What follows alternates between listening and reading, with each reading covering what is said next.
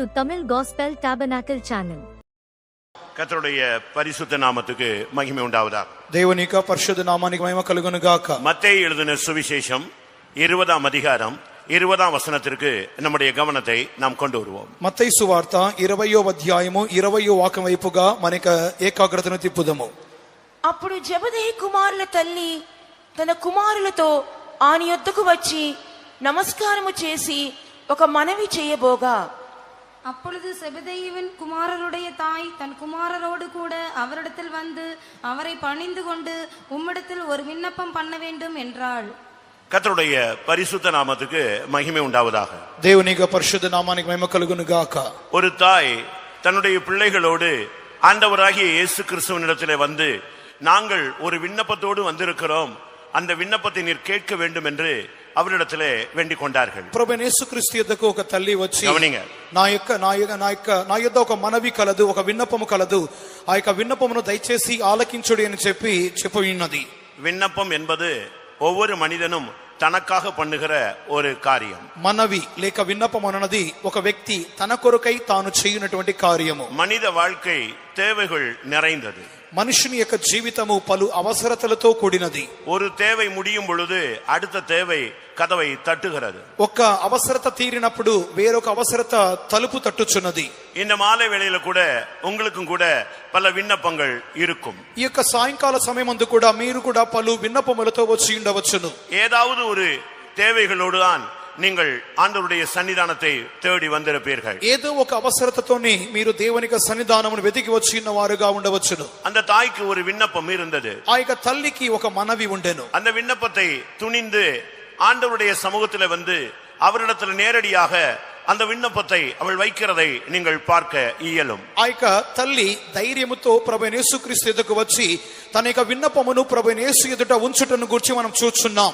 பிரியமானவர்களே, இந்த மாலை வேளையில் உங்களில் எத்தனை பேருக்கு விண்ணப்பங்கள் இருக்கிறது? ప్రియమైన వారలారా, ఈ యొక్క సాయంకాలం అందు మీలో ఎంత మందికి విన్నపములు కలవు? எனக்கும் தேவைகள் இருக்கிறது, నాకును అవసరతలు కలవు. எனக்கும் இயேசுவினிடத்திலே அந்த பிரச்சனைகளை சொல்ல வேண்டியது இருக்கிறது.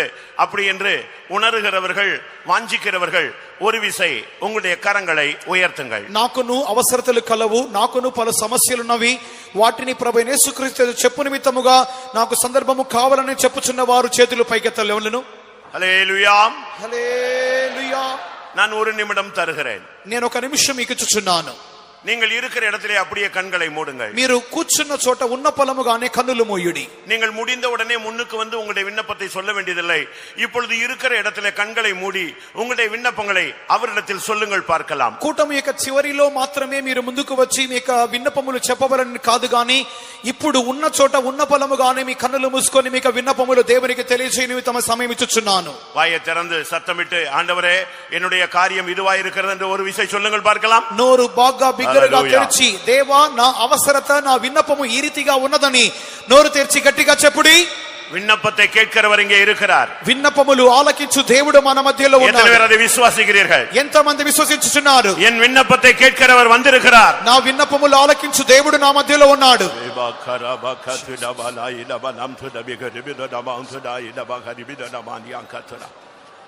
ஆமென்.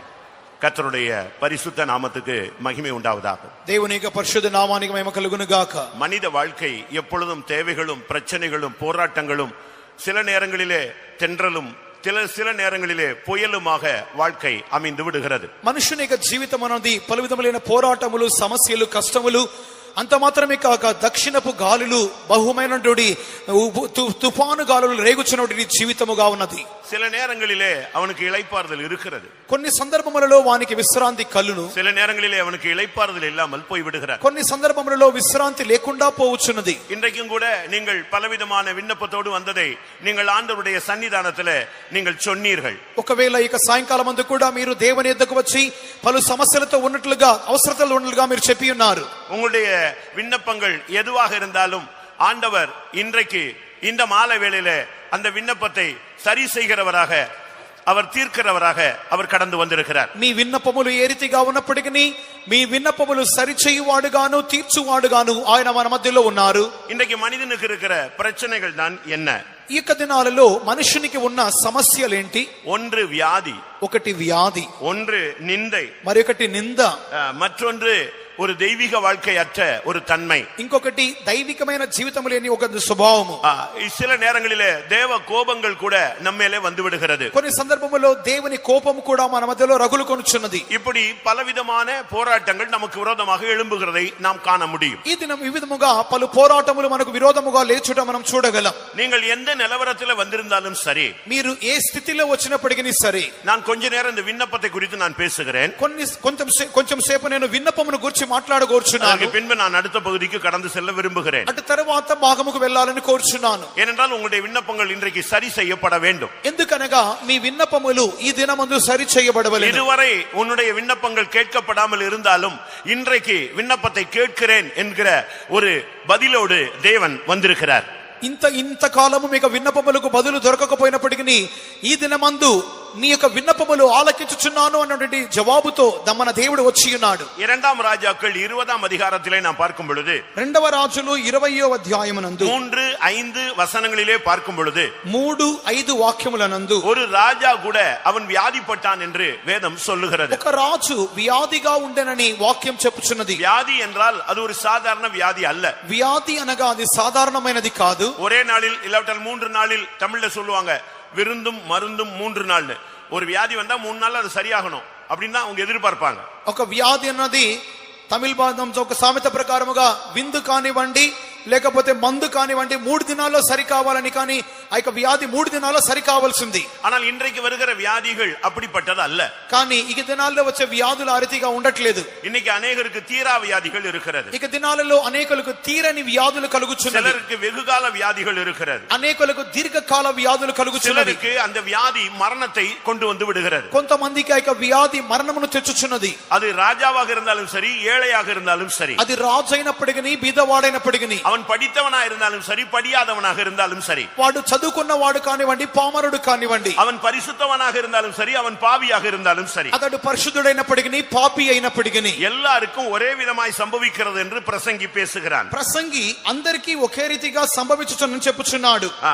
எல்லாருக்கும் ஒரே மாதிரி சம்பவிக்கிறது. అందరికీ ఒకే రీతిగా జరుగుచున్నది. எவ்வளவு நிர்பந்தமான ஒரு சூழ்நிலை என்பதை நீங்கள் புரிந்து கொள்ளுங்கள். ఎంతటి దౌర్భాగ్యమైన పరిస్థితి అని మీరు గమనించుడి. பிரசங்கி 9:1-2 நீங்கள் இதை படித்துக் கொள்ளுங்கள். ప్రసంగి 9వ అధ్యాయము 1-2 వాక్యములు చదువుచున్నప్పుడు எல்லாருக்கும் ஒரே விதமாய் சம்பவிக்கிற ஒரு காலத்திலே இன்றைக்கு உலகம் வந்திருக்கிறது. సమస్తమును అందరికీ ఏకరీతిగానే సంభవించే ఒక కాలముకు వచ్చి ఉన్నాం. இந்த வியாதியிலே அவன் மிகவும், அந்த எசேக்கியா என்கிற ராஜா மிகவும் கஷ்டப்பட்டான். ఈ వ్యాధిలో హిజ్కియాను రాజు మిక్కిలి కష్టపడెను. அவனுடைய டைம் முடிந்ததை தேவன் கூட உணர்ந்தார். అతని సమయం అయిపోయేనని చెప్పి దేవుడు కూడా గ్రహించెను. ஆனாலும் அந்த வியாதியிலே அவன் மரிக்க விரும்பவில்லை. కానీ అతడు తన వ్యాధిలో మరణించ ஒரு కోరలేదు. தீர்க்கதரிசி வந்து அவனோடு பேசினான். ఒక ప్రవక్త వచ్చి అతనితో మాట్లాడెను. உன்னுடைய நேரம் முடிந்து விட்டது, నీ సమయం అయిపోయింది, நீ செய்ய வேண்டிய காரியத்தை செய்து முடித்து விடு என்று சொல்லுகிறான். నీవు చేయవలసిన కార్యములు సరిచేసుకొని ముగించుమని చెప్పి ఉండెను. ஆனால் அந்த ராஜா அதை விரும்பவில்லை. కానీ ఆ రాజు అది కోరలేదు. இந்த வியாதியில நான் மரிக்க விரும்பவில்லை,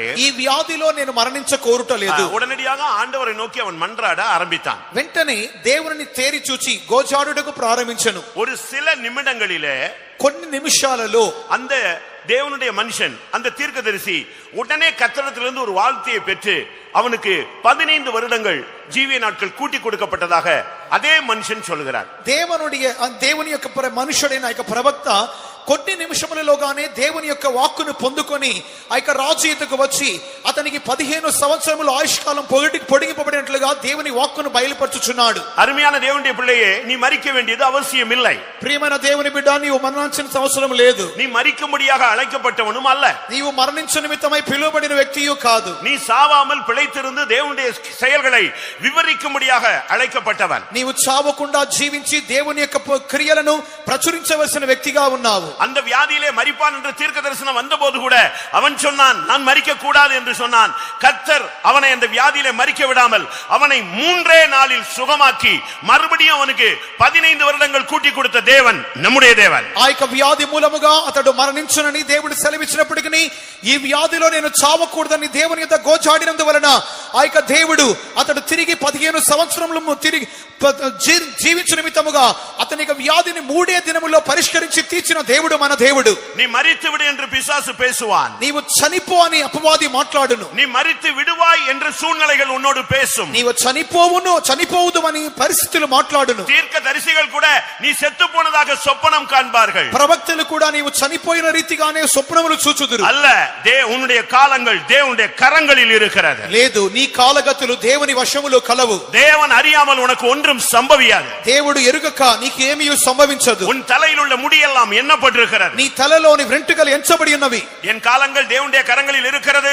நான் மரிப்பதில்லை, நான் ஜீவனோடு இருந்து கர்த்தருடைய செய்கைகளை விவரிப்பேன் என்ற நம்பிக்கை உள்ளவர்கள் கரங்களை உயர்த்தி ஒரு அல்லேலூயா சொல்லுங்க. నేను చనిపోను, నా కాలగతులు యెహోవా వశములో ఉన్నవి, నేను జీవించి ఆయన పుణ్యం ఆయన క్రియలు నేను వర్ణించుదని చెప్పుచున్న వారు గట్టిగా హల్లెలూయా చెప్పుడి.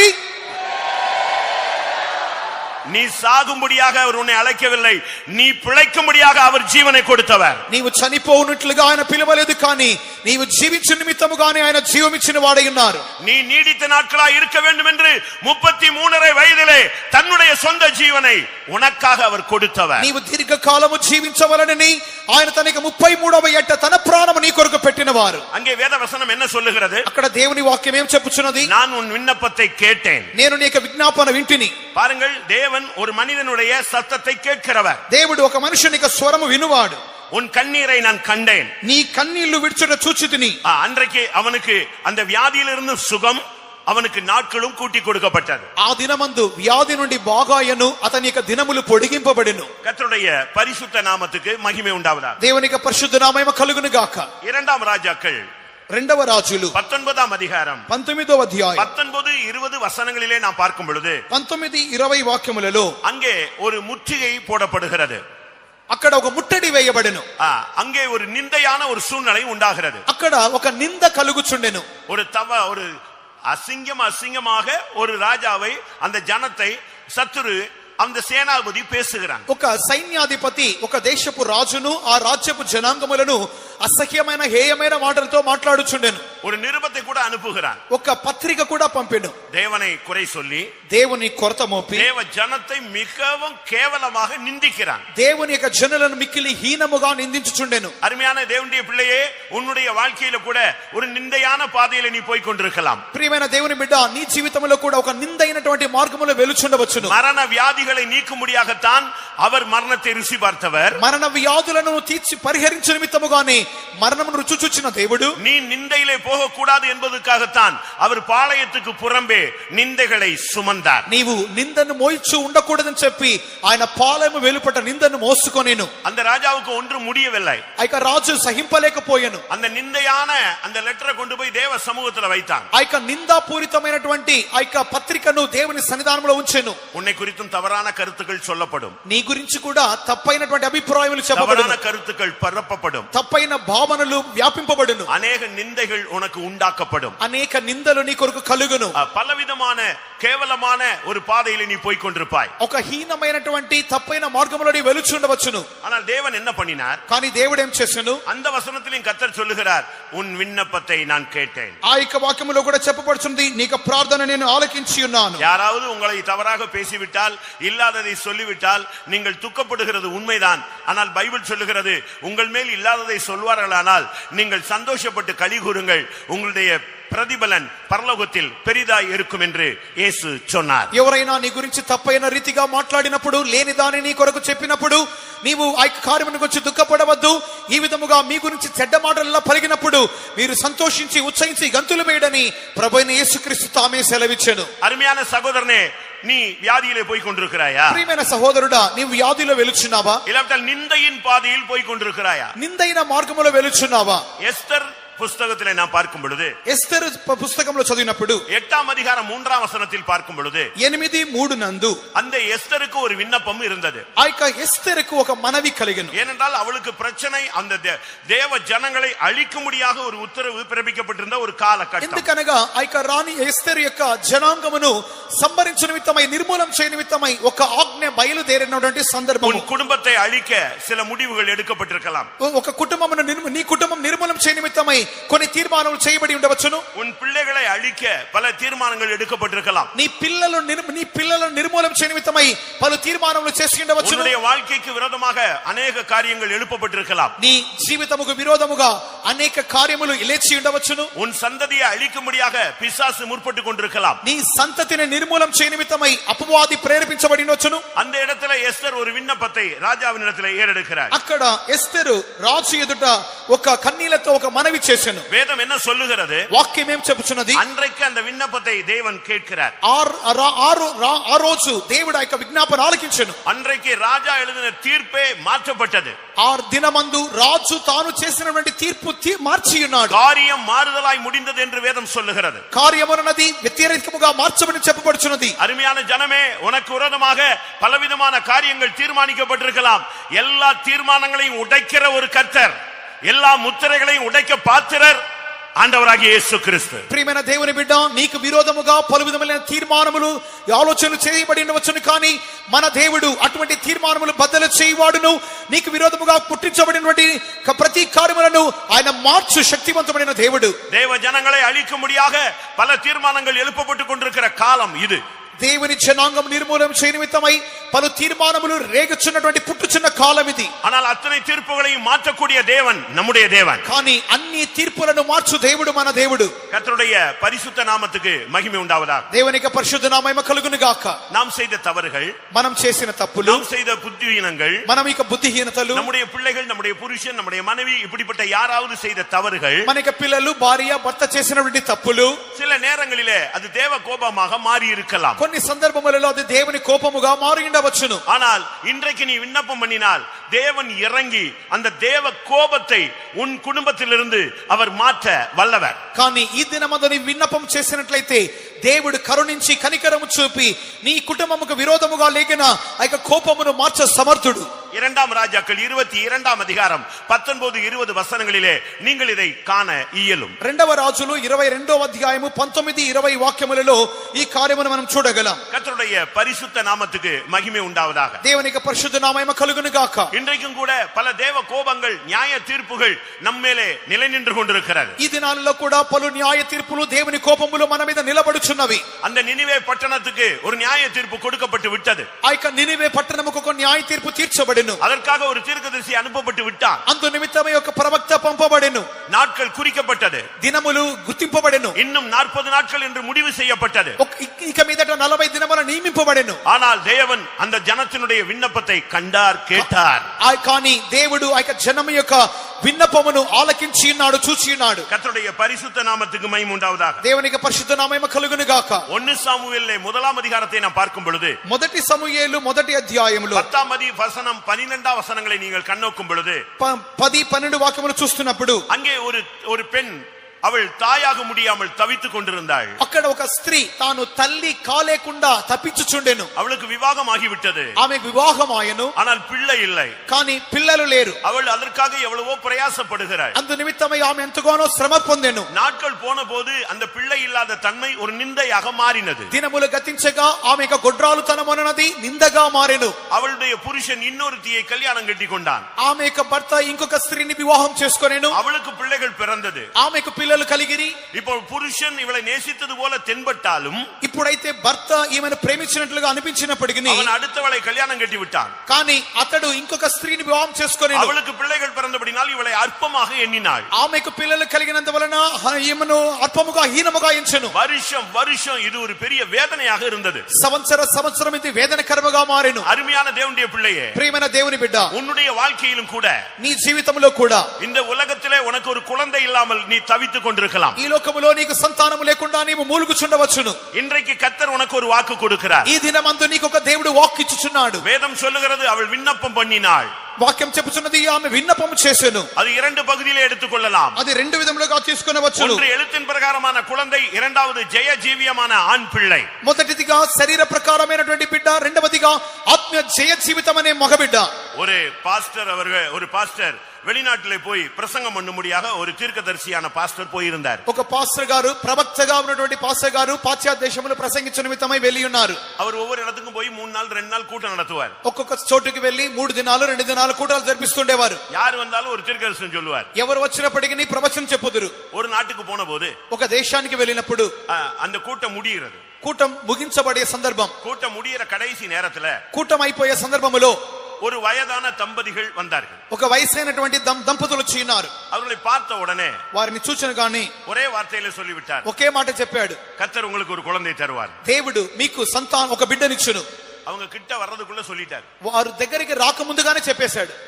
அவங்க 2 பேரும் சொன்னாங்க, వారిద్దరు చెప్పారు, எங்களுக்கு குழந்தை இல்லை என்பது உண்மை, మాకు బిడ్డలు లేరనేది నిజం, குழந்தை வேணுங்கிறது எங்களுடைய ஆசை, మాకు బిడ్డలు కావాలనేది మా ఆశ.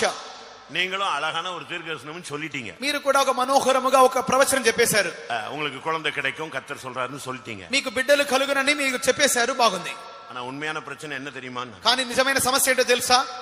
எங்களுக்கு குழந்தை இல்ல, మాకు బిడ్డలు లేరు, குழந்தை வேணும், బిడ్డలు కావాలి, குழந்தை உண்டுன்னு உனக்கு தீர்க்கதரிசனம் நீங்களும் சொல்லிட்டீங்க, బిడ్డలు కావాలని ఒక ప్రవచనం మీరు చెప్పేశారు. ஆனா உண்மை என்ன தெரியுமா? కానీ నిజమేం తెలుసా? என்னுடைய மனைவிக்கு கர்ப்பப்பையே இல்ல, கர்ப்பப்பையை நீக்கி விட்டார்கள் என்று சொன்னாங்க. నా యొక్క భార్యకు గర్భసంచి లేదు, గర్భసంచి తొలగించారని చెప్పాడు. இந்த பாஸ்டருக்கு ஒண்ணுமே ஓடல. தீர்க்கதரிசனம் சொன்னவர் திகைச்சிட்டாரு. ఈ యొక్క పాస్టర్ గారికి ఏం చేయాలో పాలు పోలేదు, అయ్యో ప్రవచించేసేది అని చెప్పి భయపడిపోయాడు. கர்ப்பப்பையே நீக்கிட்டாங்க அப்படின்ன உடனே இவருக்கு இனிமே எங்க குழந்தை, அப்ப நம்ம சொன்ன தீர்க்கதரிசனம் பொய்யாயிச்சோன்னு சொல்லிட்டு சோத்திரன்ட்டு கர்த்தர் சொன்னேன்னு சொல்லிட்டு ஜெபிச்சு அட்ஜஸ்ட் பண்ணிட்டு வந்துட்டார், இந்தியாவுக்கு வந்து சேர்ந்தார். అయ్యో గర్భసంచి తొలగించేసామంటున్నారు కదా, నేనేమో దేవుడు చెప్పాడు వాక్ అని చెప్పి నేను మీకు బిడ్డ కలుగుని చెప్పినాను అని చెప్పి ఏదోదిగా మీకు దేవుడు చెప్పిన మాట వాక్ అని చెప్పి వారికి ప్రార్థించి బయలుదేరి ఇండియాకు వచ్చేసాడు. அவருக்கு வந்ததுல இருந்து ஒரு போராட்டம் వచ్చింది మొదలుకొని ఒక పోరాటం. கர்ப்பப்பையை நீக்கினவங்களை பார்த்து குழந்தை இருக்குன்னு எப்படி ஆவியானவர் சொன்னாரு? గర్భసంచి తీసేసిన వాళ్ళను ఆత్మదేవుడు చూచి మీకు బిడ్డ కలుగున ఏ రీతిగా చెప్పమని చెప్పాడు. பொய் தீர்க்கதரிசனமா போயிடுச்சு. అయ్యో నాది అబద్ధ ప్రవచనం అయిపోయిందే. அடுத்த வருஷமும் அதே ஏரியாவுல ஊழியத்துக்கு கூப்பிட்டாங்க. తర్వాత సంవత్సరం అదే స్థలములకు సేవ నిమిత్తమే పిలిచారు. நான் வரவே மாட்டேன்ட்டேன், నేను రానన్నాడు, நான் மீட்டிங்கே வரமாட்டேன்னு சொல்றேன், కూటానికి రానన్నాడు, ஃபாரின் ட்ரிப் எனக்கு வேண்டான்ட்டாரு, పాశ్చాత్య దేశంకి ప్రయాణమే వద్దన్నాడు. ஆனா போக வேண்டிய கண்டிஷன் நெருக்கமும் வந்துருச்சு, கடைசியில போக வேண்டிய ஒரு கண்டிஷன். அப்ப ஆண்டவர்கிட்ட சொன்னாரு, நான் போவேன், அவங்க 2 பேரும் மட்டும் வரக்கூடாது. అతడు వెళ్ళవలసిన గత్యంతరం వచ్చినది, వెళ్ళవలసిన విధంగా బలవంతం చేస్తున్నారు, అతనికి ప్రయాణం సిద్ధపడను ఖరారయ్యను, అతడు ఆ వెళ్ళటకు సిద్ధమయ్యాను. కానీ దేవుని అడిగాడు, నేను వెళ్తాను కానీ వారిరువురు నా దగ్గరికి కూటానికి రాకూడదు.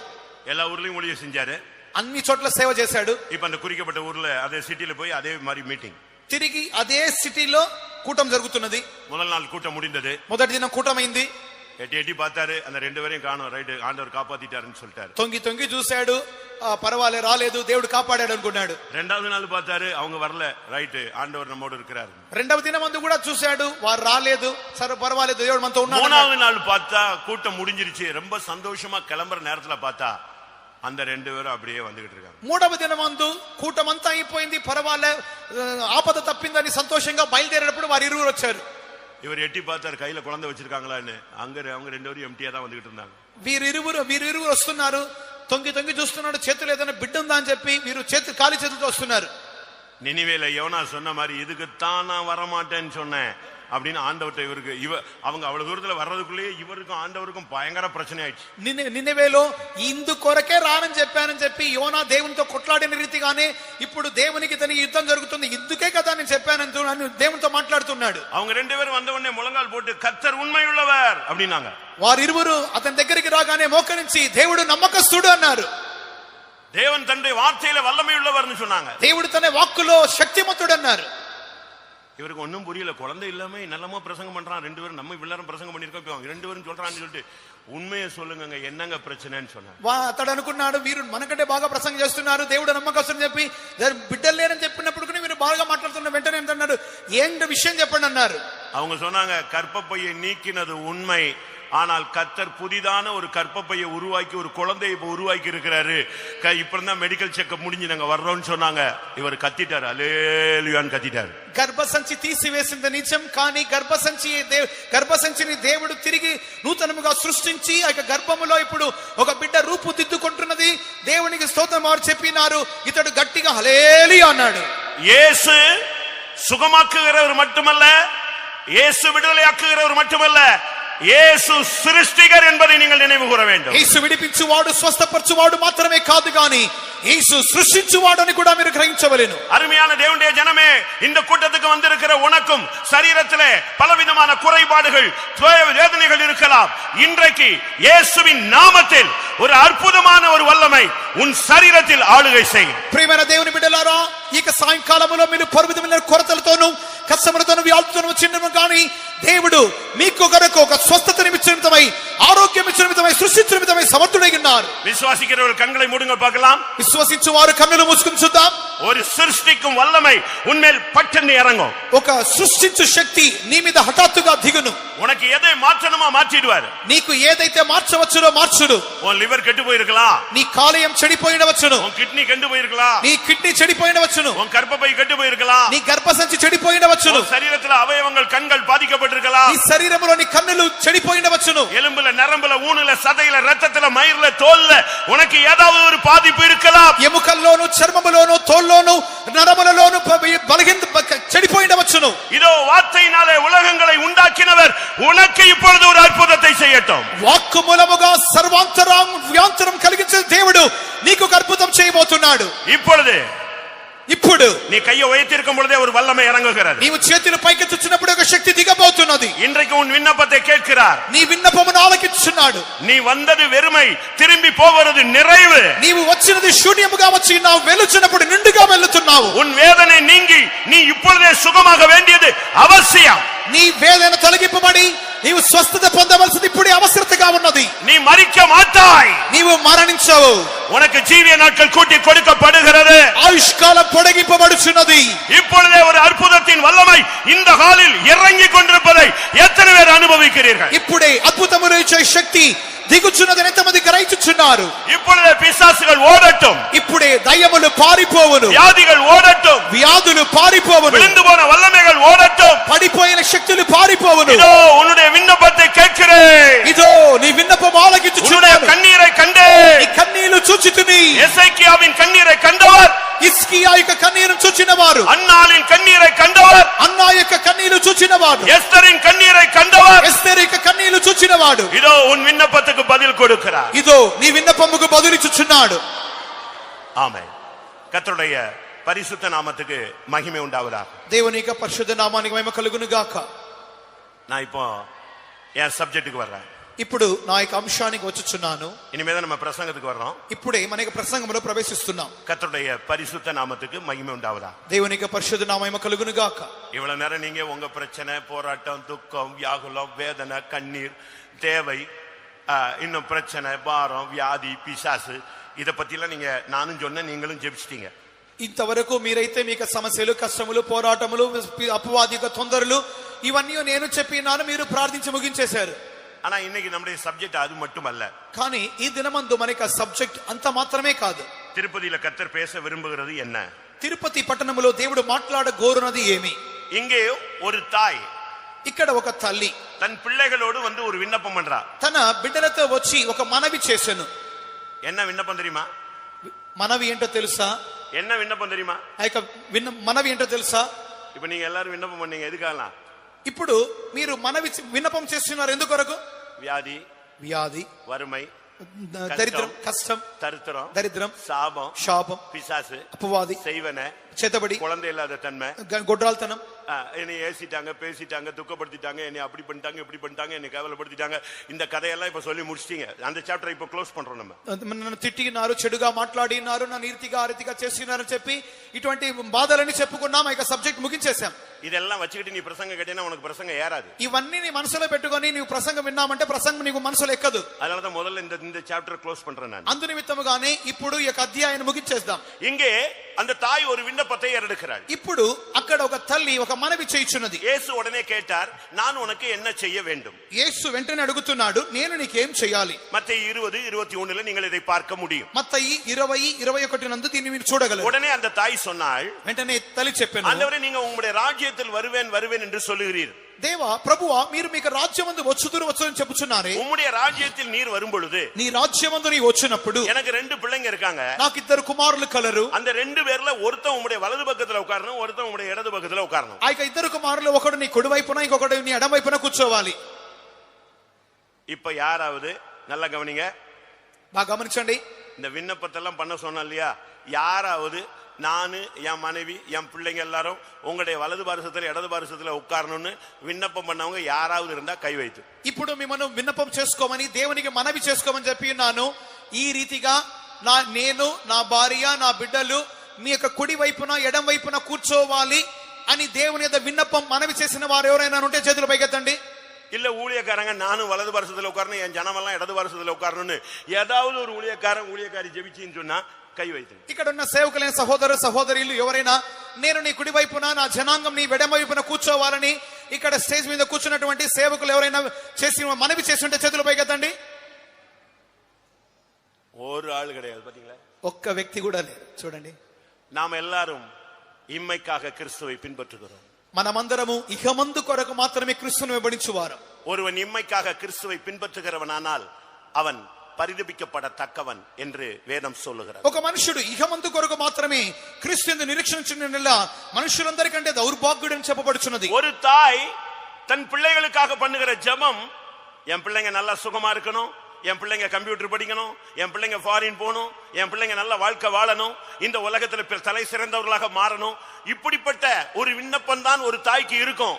ஆனா இந்த தாய் பரலோகத்துல உம்முடைய ராஜ்யத்தில் என் பிள்ளைங்க வரணும்னு ஜெபிச்சா பாருங்க, அதுதான் உண்மையான விண்ணப்பம். ఇక్కడ కూడా ఎంతో మంది తల్లులు ఉన్నారు. నా బిడ్డలు బాగా జీవించాలి, బాగా చదువుకోవాలి, కంప్యూటర్ నేర్చుకోవాలి, పాశ్చాత్య దేశానికి వెళ్ళాలి, బాగా ప్రసిద్ధులుగా మారాలి, లోకంలో బాగా స్థిరులుగా మారాలని చెప్పి మీరు ప్రతి తల్లులు కోరుకుందరు. కానీ ఇక్కడ ఉన్నటువంటి తల్లి అయితే తన బిడ్డలను గురించి నీ రాజ్యంలో వారు ప్రసిద్ధులుగా మారాలని కోరుకొనుచుండెను. 21వ వచనத்துல உம்முடைய ராஜ்யத்தில் வலது வாரிசம் இடது வாரிசம். 21వ వాక్యములో నీ రాజ్యమందు కుడి వైపు ఎడమ వైపు. మార్కు 10వ అధికారத்தை பார்க்கும் பொழுது, మార్కు సువార్త 10వ అధ్యాయమునందు இங்கே தாய் அங்க இல்ல, ఇక్కడ తల్లి అక్కడ లేదు. அந்த 2 பையங்க மட்டும் வந்தாங்க. ఇద్దరు కుమారులు మటుకు వచ్చారు. ஒரு தாய் 2 பிள்ளைகளோடு வந்து முதலாவது பண்ண விண்ணப்பத்தை நாம் மத்தேயு 20ஆம் அதிகாரத்தில் படித்தோம்.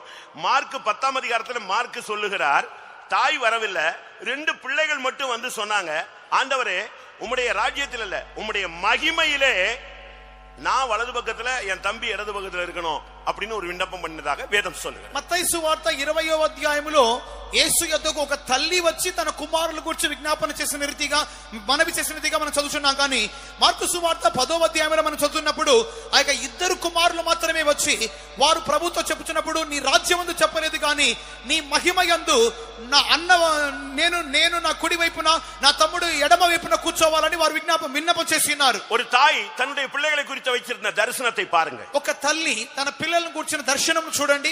2 வாலிப பையங்களுடைய தரிசனத்தை நீங்கள் பாருங்கள். ఒక ఇద్దరు యవనస్తులైన కుమారులను గురించిన దర్శనం చూడండి. அவங்களுக்கு உலகத்தை பத்தி கவலை இல்ல, உலகத்துல மேன்மையாக மாறணுங்கிற தரிசனமும் இல்ல.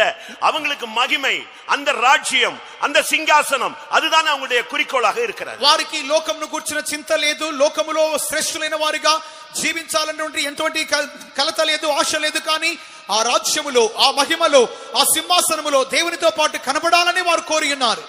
యేసు சொன்னாரு, நீங்க கேட்டுக்கொள்றது உங்களுக்கு புரியுதான்னு கேட்டார். యేసు అడిగినాడు, మీరు ఏమడుగుతున్నారో మీకు అర్థమవుతుందా అన్నాడు. அந்த மகிமையில, அந்த ராஜ்யத்துல, அந்த சிங்காசனத்துல வலது பக்கத்துல இடது பக்கத்துல உட்காரணும்னா என்னெல்லாம் பண்ண வேண்டி இருக்குதுன்னு உனக்கு தெரியுமா அப்படின்னு యేసు கேட்டார். ఆ యొక్క రాజ్యములో, ఆ మహిమలో, ఆ సింహాసనములో కుడి వైపున ఎడమ వైపున కూర్చోవడానికి ఏవైతే చేయాలో మీకు తెలుసునా అని అడిగినారు.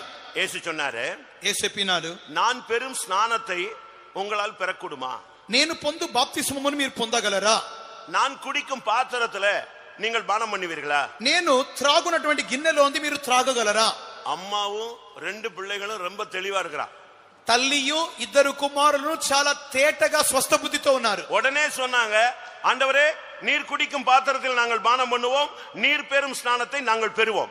వెంటనే వారు జవాబు తక్కువని చెప్పినారు, నీవు పొందిన బాప్తిసం మేము పొందుకుదుము, నీవు త్రాగిన గిన్నెలోంది మేము త్రాగుదుము. యేసు ఆశ్చర్యపడ్డారు. యేసు ఆశ్చర్యపడెను.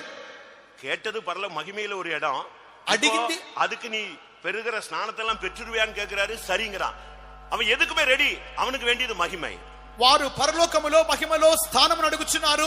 దేవుడైతే పొందుచున్న తాగే గిన్నెను కూడా చెప్పినాడు, పొందే బాప్తిసం కూడా చెప్పినారు. వారు దానికి కూడా సరే అంటున్నారు.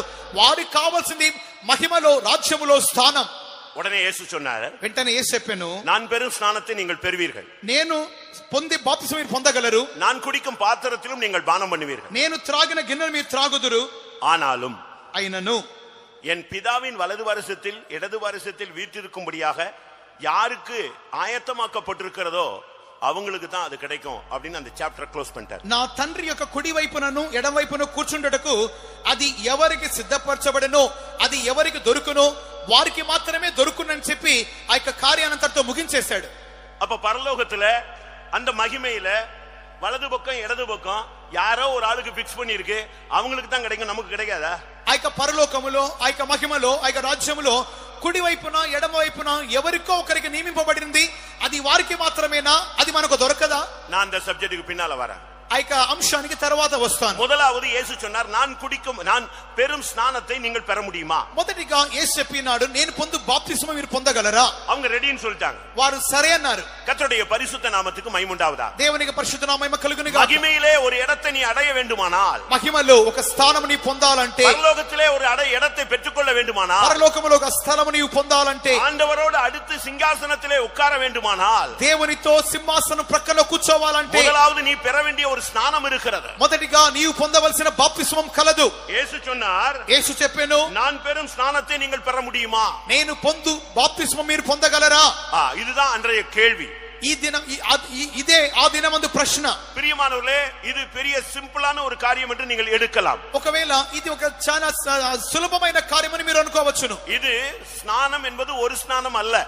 ఇది బాప్తిస్మం అనేది ఒక బాప్తిస్మం కాదు. இரண்டாம் ராஜாக்கள் రెండవ రాజులు 5ஆம் அதிகாரத்தை பார்க்கும் பொழுது 5వ అధ్యాయం చూస్తున్నప్పుడు 10వ వచనం என்ன சொல்லுகிறது? 10వ వాక్యం ఏం చెప్పుచున్నది? ஒரு நாகமான் என்கிற ஒரு குஷ்டரோகி தீர்க்கதரிசியை தேடி போகிறார். నయమాను అనేటువంటి ఒక కుష్ఠరోగి ప్రవక్తను వెతికి వెళ్తున్నాడు. அங்கே போன பொழுது అక్కడికి వెళ్ళగా அவன் சொன்னான், అతడు చెప్పెను, நீ யோர்தான் நதியிலே போய் 7 தரம் மூழ்கு, உனக்கு சுகமாகும். నీవు యోర్దాను నదికి పోయి 7 మార్లు స్నానం చేయము, నీ ఒళ్ళు బాగును. முதலாவது அவன் அதை ஏற்றுக்கொள்ளவில்லை. మొదటిది ఆ ప్రారంభంలో అది అంగీకరించలేదు. ஆனால் மறுபடி அதை ஏற்றுக்கொண்டான். తరువాత దానిని అంగీకరించెను. அப்படியானால் அவன் 7 தரம் மூழ்கினான் என்று வேதம் சொல்லுகிறது. కావున అతడు 7 మార్లు స్నానం చేసెను, మునిగనని చెప్తున్నాం. நீங்க ரொம்ப கீனா கவனிச்சாதான் உங்களுக்கு புரியும். మీరు జాగ్రత్తగా గమనిస్తేనే అర్థమవుతుంది. நான் இன்னைக்கு உங்களுக்கு சுகம் கிடைக்குது, விடுதலை கிடைக்குது, அற்புதம் நடக்குது, இது ஒரு பகுதி தான். ஆனா நீங்க இங்க வந்திருக்கிற எல்லாரும் மகிமையில போகணும். அதுதான் தேவனுடைய திட்டம். ఈ దినమందు మీకు స్వస్థత దొరుకును, అద్భుతం దొరుకునని చెప్పున్నది అది నిజమే. కానీ ఈ దినమందు దేవుని మహిమ మీరు పొందవలనది దేవునికి ప్రణాళిక. நான் இப்பொழுது 7 ஸ்நானத்தை உங்களுக்கு முன்னாக வைக்க விரும்புகிறேன். ఇప్పుడు మీ ఎదుట 7 రీతులైన స్నానములు గురించి చెప్పగోర్చున్నాను. நீங்க எந்த ஸ்நானத்துல இருக்கீங்கன்னு இப்ப நீங்க படிக்கணும். మీరు ఎట్టి స్నానములో ఉన్నారనేది మీరు గ్రహించి చదువుకోవాలి. அதை நீங்கள் புரிந்து கொள்ள வேண்டும். దానిని మీరు గ్రహించాలి. எபிரேயருக்கு நிருபத்திலே பார்க்கும் பொழுது, హెబ్రీయులకు రాసిన పత్రికలు చదువుచున్నప్పుడు, உபதேசங்களை குறித்து பார்க்கும் பொழுது, உபதேசங்களை குறித்து ఉపదేశం గురించి చదువుచున్నప్పుడు, மூல உபதேசங்களை குறித்து வேதம் சொல்லும் பொழுது, అక్కడ మూల ఉపదేశం గురించి చెప్పినప్పుడు 6ஆம் அதிகாரம் 2ஆம் வசனம் சொல்லுகிறது, ஸ்நானங்களுக்கு அடுத்த உபதேசம். 6వ అధ్యాయము 2వ వాక్యములో బాప్తిస్మములను గూర్చిన బోధ. ஸ்நானத்துக்கு அடுத்தல்ல, ஸ்நானங்களுக்கு அடுத்த. బాప్తిస్మము ఏకవచనంలో చెప్పక బాప్తిస్మములు బహువచనంలో చెప్పబడిన బోధ. இன்றைக்கு உலகத்துல பலவிதமான ஞான ஸ்நானங்கள் கொடுக்கப்படுகிறது. ఈ లోకములో పలు రీతులైన బాప్తిస్మములు ఇవ్వబడుచున్నది. அதே உங்களுக்கு தெரியும். అది మీకు తెలియను. குழந்தைகளுக்கு கொடுக்கிறார்கள், చంటి బిడ్డలకు ఇస్తున్నారు, இயேசுவின் நாமத்துல கொடுக்கிறார்கள், యేసు నామములో ఇస్తున్నారు. பைபிள்ல சொல்லிருக்கு செத்தவங்களுக்கு கூட ஞானஸ்நானம் எடுத்தார்கள். బైబిల్లో పెట్టి చనిపోయిన వారికి కూడా బాప్తిస్మం ఇచ్చినారు. இப்படி பல விதங்களிலே ஞானஸ்நானம் கொடுப்பதை நீங்கள் பார்க்கலாம். ఈ రీతిగా పలు రీతులైన బాప్తిస్మం చూడగలరు. தெளித்து ஞானஸ்நானம் கொடுப்பதை நீங்கள் அறிந்திருக்கலாம். చిలకరింపు బాప్తిస్మం మీరు చూసి ఉండవచ్చు. ஆனால் வேதம் என்ன சொல்லுகிறது? కానీ వాక్యం ఏం చెబుతున్నది? ஞானஸ்நானம் என்பது மிகவும் முக்கியமானது. బాప్తిస్మము మిక్కిలి ముఖ్యము. ஒருவன் இயேசுவை ஏற்றுக்கொண்டால், ఒకడు యేసును అంగీకరిస్తే சரியான ஞானஸ்நானம் எடுக்க வேண்டியது அவசியம். సరైన బాప్తిస్మం పొందాలి. அது சரியா எடுக்கலன்னு சொன்னா அது ஒரு பிறப்பு சரியில்லைன்னா வளர்ச்சியும் சரி இருக்காது. సరైన పుట్టుక అంటే సరైన బాప్తిస్మం అని కాదు, ఒక పుట్టుకగా చెప్పబడుచున్నది. సరైన పుట్టుక లేకపోయినట్లయితే సరైన ఎదుగుదల ఉండదు. பிறக்கும் போதே குருடா பிறந்துட்டா பிரயோஜனம் இல்லாம போயிடும். పుట్టేటప్పుడే గుడ్డివారిగా పుడితే ప్రయోజనం లేకుండా పోవును. பிறக்கும் போதே சப்பானியா பிறந்துட்டா ஒண்ணுமில்லாம போயிடும். పుట్టేటప్పుడే కుంటివాడిగా పుడితే ప్రయోజనం లేకుండా పోవును. அதனாலதான் ஜலத்தினால் பிறப்பது என்று வேதம் சொல்லுகிறது. అందుకొరకే నీటి మూలముగా జన్మించుట అని చెప్పబడుచున్నది. பிறப்பு மிகவும் முக்கியம். అందుకొరకే పుట్టుక చాలా ముఖ్యం. முதலாவது ஞானஸ்நானம் என்பது మొదటి బాప్తిస్మం అనున్నది ஜலத்தினாலே ஞானஸ்நானம் எடுப்பது. నీటి మూలముగా బాప్తిస్మము. ஞானஸ்நானத்தினுடைய சரியான அர்த்தம் மூழ்குதல். బాప్తిస్మం యొక్క సరైన అర్థము ముంచబడుట. அதை மறுஜென்ம முழுக்கு என்று தீத்து 3:5 சொல்லுகிறது. తీతు 3వ అధ్యాయము 5వ నందు పునర్జన్మ సంబంధమైన స్నానము బాప్తిస్మం చెప్పబడుచున్నది. நீங்க எல்லாரும் ஞானஸ்நானம் எடுத்திருக்கலாம். మీరందరూ బాప్తిస్మం పొంది ఉండవచ్చును. ஞானஸ்நானம் எடுத்தவங்க எல்லாம் கை வைத்து ஒரு அல்லேலூயா சொல்லுங்க. బాప్తిస్మం పొందిన వారు చేతులు హల్లెలూయా చెప్పండి. ஒரு சிலருக்கு யாரு கொடுத்தானே தெரியாது. కొంతమందికి ఎవరిచ్చారో కూడా తెలియదు. எங்கேயோ ஒரு கூட்டத்துல கூப்பிட்ட உடனே அவங்க முக்கி விட்டுறாங்க. ఏదో ఒక కూటములో పిలిచారని చెప్పి వెంటనే ముంచేస్తున్నారు. முதலாவது మొదటిదిగా ஞானஸ்நானத்தை பத்தி ஒரு அறிவு உனக்கு வேணும். జ్ఞానస్నానం బాప్తిస్మమును గురించి మీకు ఒక జ్ఞానం కావాలి. நீங்கள் ஞானஸ்நானம் எடுக்கும்போது మీరు బాప్తిసం పొందేటప్పుడు அறிக்கையிட்டு ஞானஸ்நானம் எடுக்க வேண்டும். ఒప్పుకోలు చేసి బాప్తిసం పొందాలి. மத்தேயு 3:6 படி మత్తయి 3:6 ప్రకారం அறிக்கையிட்டு நீங்கள் அங்கே ஞானஸ்நானம் எடுக்க வேண்டும். మీరు ఒప్పుకోలు చేసి బాప్తిసం పొందాలి. மத்தேயு 3:7 படி பார்க்கும் பொழுது మత్తయి 3:7 ప్రకారం நீ ஞானஸ்நானம் எடுக்கும் பொழுது வரும் கோபத்துக்கு நீ தப்பிக்கொள்கிறாய்.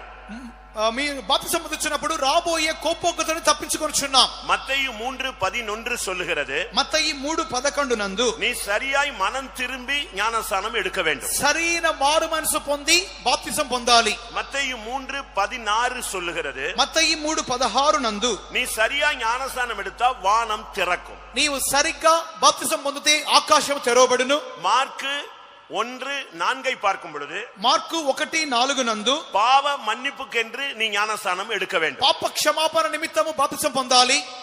மார்க்கு 16:16 பார்க்கும் பொழுது మార్కు 16:16 నందు விசுவாசம் உள்ளவனாகி நீ ஞானஸ்நானம் எடுக்க வேண்டும். విశ్వాసము కలిగిన వాడవై లేక నమ్మి బాప్తిసం పొందాలి. யோவான் 1:33 பார்க்கும்போது యోహాను 1:33 నందు நீ சரியா ஞானஸ்நானம் எடுத்தால் பரிசுத்த ஆவியை நீ பெறுவாய். నీవు సరిగ్గా బాప్తిసం పొందితే పరిశుద్ధాత్మ నీవు పొందుదువు.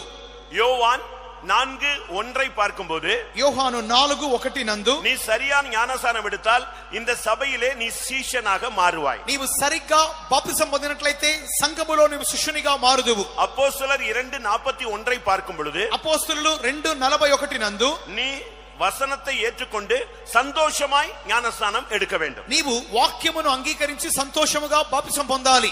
அப்போஸ்தலர் 9:18 பார்க்கும்போது అపోస్తలులు 9:18 నందు நீ பார்வை அடைந்து தெளிவான பார்வை அடைந்து சத்தியத்தை அறிந்து நீ ஞானஸ்நானம் எடுக்க வேண்டும். నీ కన్ను దృష్టికి తేటనైన దృష్టి కలిగి నీవు సత్యమును గ్రహించి బాప్తిసం పొందాలి.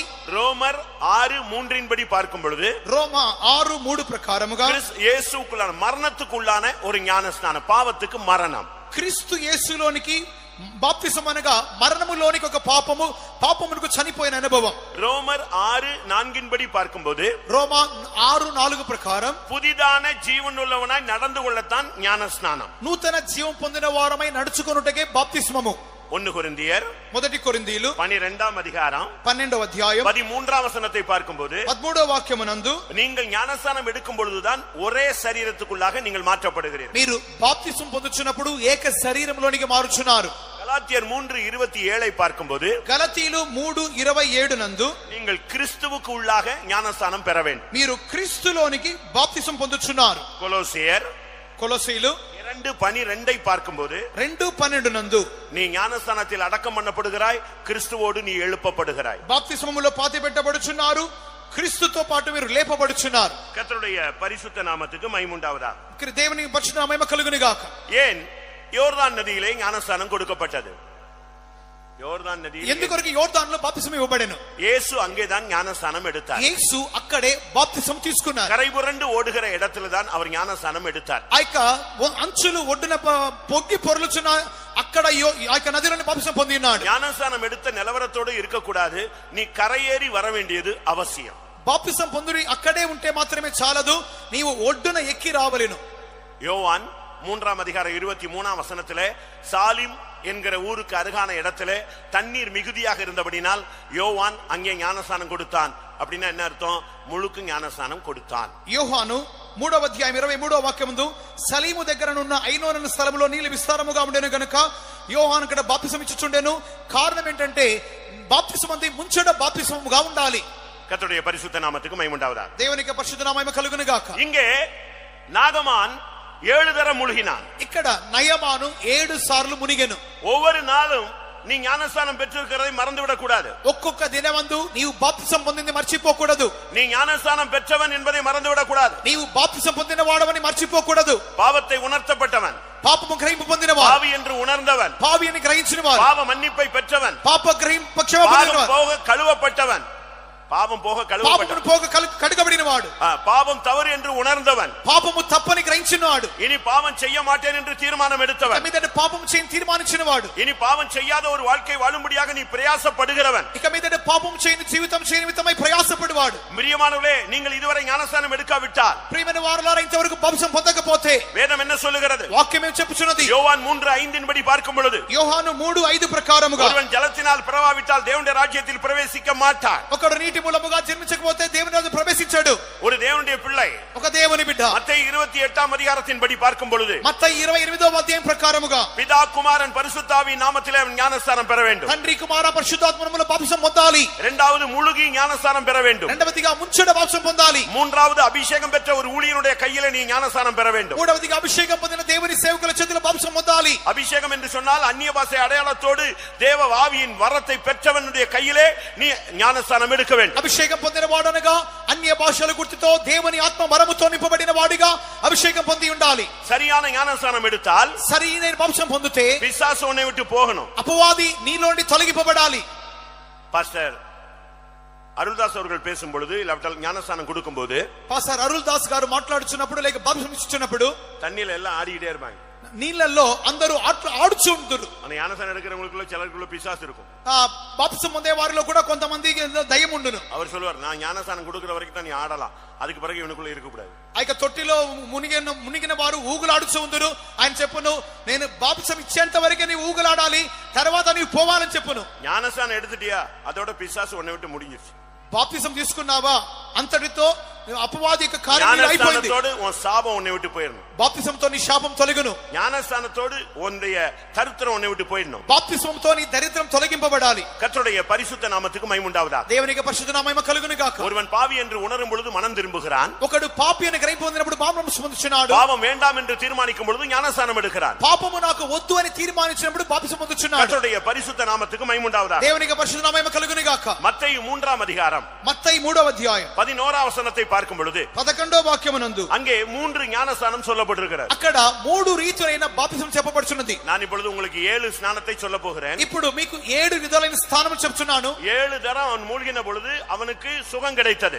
7 సార్లు మునిగగా అతనికి స్వస్థత దొరికెను. முதலாவது நாம் பெற வேண்டிய ஸ்நானம், మొదటిగా మనం పొందవలసిన బాప్తిస్మము ஜலத்தினாலே ஞானஸ்நானம். నీటి మూలముగా బాప్తిస్మము. நீ அப்படி ஞானஸ்நானம் எடுக்கும் பொழுது మీరు అర్తిగా బాప్తిసం పొందినప్పుడు நீ பாவத்துக்கு மரிக்கிறாய், நீதிக்கு பிழைக்கிறாய். పాపముకు చనిపోవచ్చున్నావు, నీతి కొరకు జీవించుచున్నావు. அங்கே யோவான் என்ன சொல்லுகிறார்? అక్కడ యోహాను ఏం చెప్పుచున్నాడు? நான் உங்களுக்கு ஜலத்தினால் ஞானஸ்நானம் கொடுத்தேன், నేను మీకు నీళ్లలో బాప్తిసం చేయనాను, எனக்கு பின் ஒருவர் வருகிறார், నా వెనుక వచ్చువాడు. அவர் வரும் பொழுது ఆయన వచ్చినప్పుడు உங்களுக்கு பரிசுத்த ஆவியினால் ஞானஸ்நானம் கொடுப்பார். మీకు పరిశుద్ధాత్మలో బాప్తిస్మం ఇచ్చును. பரிசுத்த ஆவியை பற்றி நீங்கள் கேள்விப்பட்டிருக்கலாம், పరిశుద్ధాత్మను గురించి మీరు విని ఉండవచ్చును, பரிசுத்த ஆவியை பெற்றிருக்கலாம். పరిశుద్ధాత్మ పొంది ఉండవచ్చును. ஆனா பரிசுத்த ஆவியில ஞானஸ்நானம் பெற்றீர்களா? కానీ పరిశుద్ధాత్మలో స్నానము చేసి ఉన్నారా? அதான் ரொம்ப முக்கியமானது. అదే చాలా ముఖ్యమైనది. பரிசுத்த ஆவியில நீ உள்ள இறங்கி வரணும். పరిశుద్ధాత్మలో దిగి రావాలి. பரிசுத்த ஆவி சும்மா பேரளவுக்கு பெற்று கையை காலு தலை மட்டும் ஆடிக்கிட்டு கை கால் மட்டும் ஆடிக்கிட்டு அப்படிலாம் இருந்தா பிரயோஜனம் இல்ல. పరిశుద్ధాత్మ పొందుకున్నా అని చెప్పి చేతులు కాళ్ళు తల ఆడిస్తే మాత్రమే చాలదు. பரிசுத்த ஆவியிலே நீ உள்ள இறங்கணும், மூழ்கணும். పరిశుద్ధాత్మలోనికి దిగాలి, మునగాలి. அதுதான் ரொம்ப முக்கியமானது. అదే చాలా ముఖ్యమైనది. அதனால தான் அப்போஸ்தலர் 19 பவுல் பேசும் பொழுது, అందుకొరకు అపోస్తలులు 19వ అధ్యాయంలో పౌలు మాట్లాడుచున్నప్పుడు, நீங்கள் விசுவாசிகள் ஆன பொழுது பரிசுத்த ஆவியை பெற்றீர்களா? మీరు విశ్వాసులైనప్పుడు పరిశుద్ధాత్మను పొందితిరా? இன்னைக்கு பெற்றவர்கள் அநேகர் உண்டு, ఈ దినాల్లో పొందుకున్న వారు అనేకులు ఉన్నారు. ஆனா நிரப்பப்பட்டவர்கள் ரொம்ப குறைவு. குறைவு. కానీ నింపబడుచున్న వారు చాలా తక్కువ. நிரப்பப்பட்டவன் மாத்திரமே பரிசுத்த வாழ்க்கை வாழ முடியும். నింపబడిన వారు మాత్రమే పరిశుద్ధ జీవితం చేయగలరు. ஒரு தேவனுடைய பிள்ளை, ఒక దేవుని బిడ్డ முதலாவது ஜலத்தில் ஞானஸ்நானம், మొదటిగా నీళ్లలో బాప్తిస్మము, இரண்டாவது பரிசுத்த ஆவியினாலே ஞானஸ்நானம், రెండవదిగా పరిశుద్ధాత్మలో బాప్తిస్మము.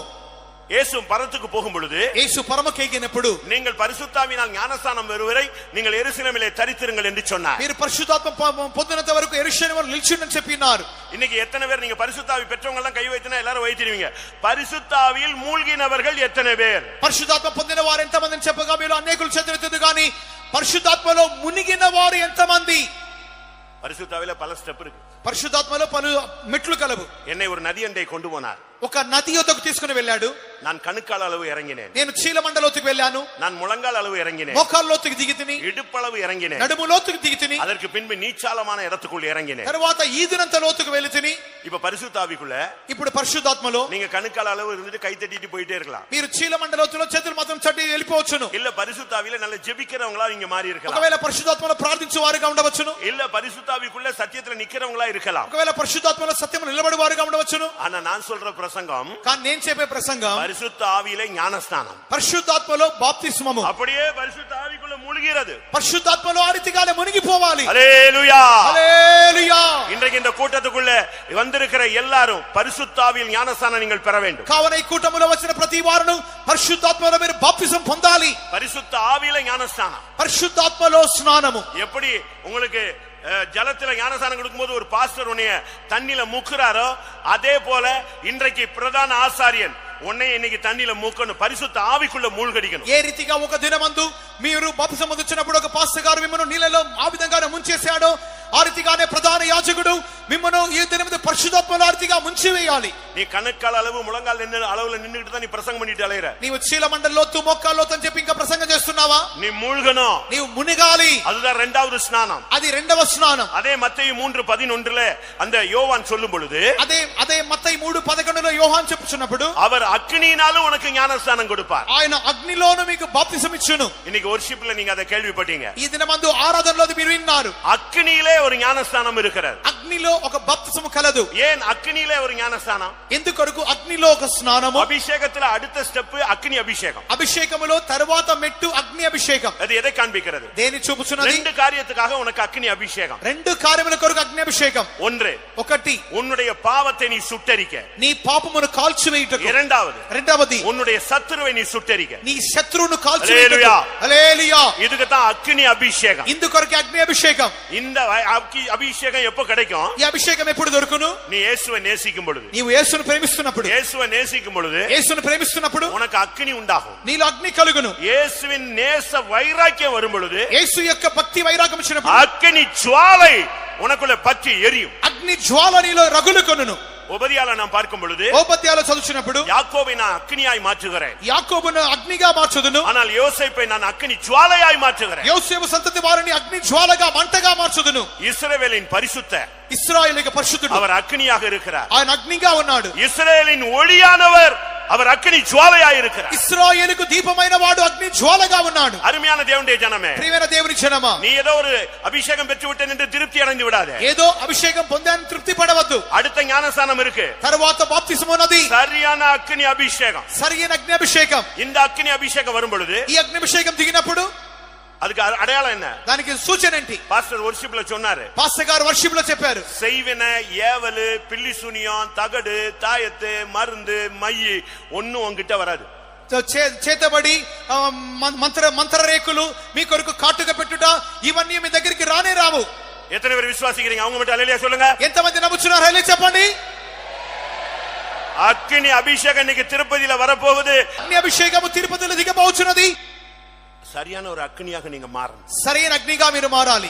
ஒரு அக்னி இருந்தா இன்னொரு அக்னியை பற்றி பிடிக்க வச்சிரும். ఒక అగ్ని ఉన్నట్లయితే పక్కన ఉన్న దాన్ని కూడా అగ్ని రగుల్ప చేయును. சரியான ஒரு அக்னி அபிஷேகம் பெற்ற ஒரு 4 விசுவாசி, ஒரு 3 ஊழியக்காரர் இருந்தா போதும், அந்த சபை கொழுந்து விட்டு எரியும். సరైన అగ్ని అభిషేకం పొందినటువంటి 3 సేవకులు 4 విశ్వాసులు ఉంటే చాలును, ఆ యొక్క సంఘము రగులుకొని మండుకొను. அக்னியிலே ஒருவர் ஞானஸ்நானம் உனக்கு கொடுக்கணும். అగ్నిలో ఒకరు మీకు బాప్తిసం ఇవ్వాలి. சாத்ராக், மேஷாக், ஆபேத்நேகோ எல்லாம் அக்னியில மூழ்கினவர்கள். షద్రకు మేషకు అబేద్నెగోను వారు అగ్నిలో మునిగిన వారు 7 మடங்கு இல்ல 70 மடங்கு சூடானாலும் அவன் அதுக்குள்ள வாக் பண்ணிட்டு இருப்பான். 7 అంతలు కాదు గాని 70 అంతలు అధికమైనప్పటికీ వేడిని అధికం చేసినప్పటికీ అంతలో వారు చక్కగా నడుచుదురు.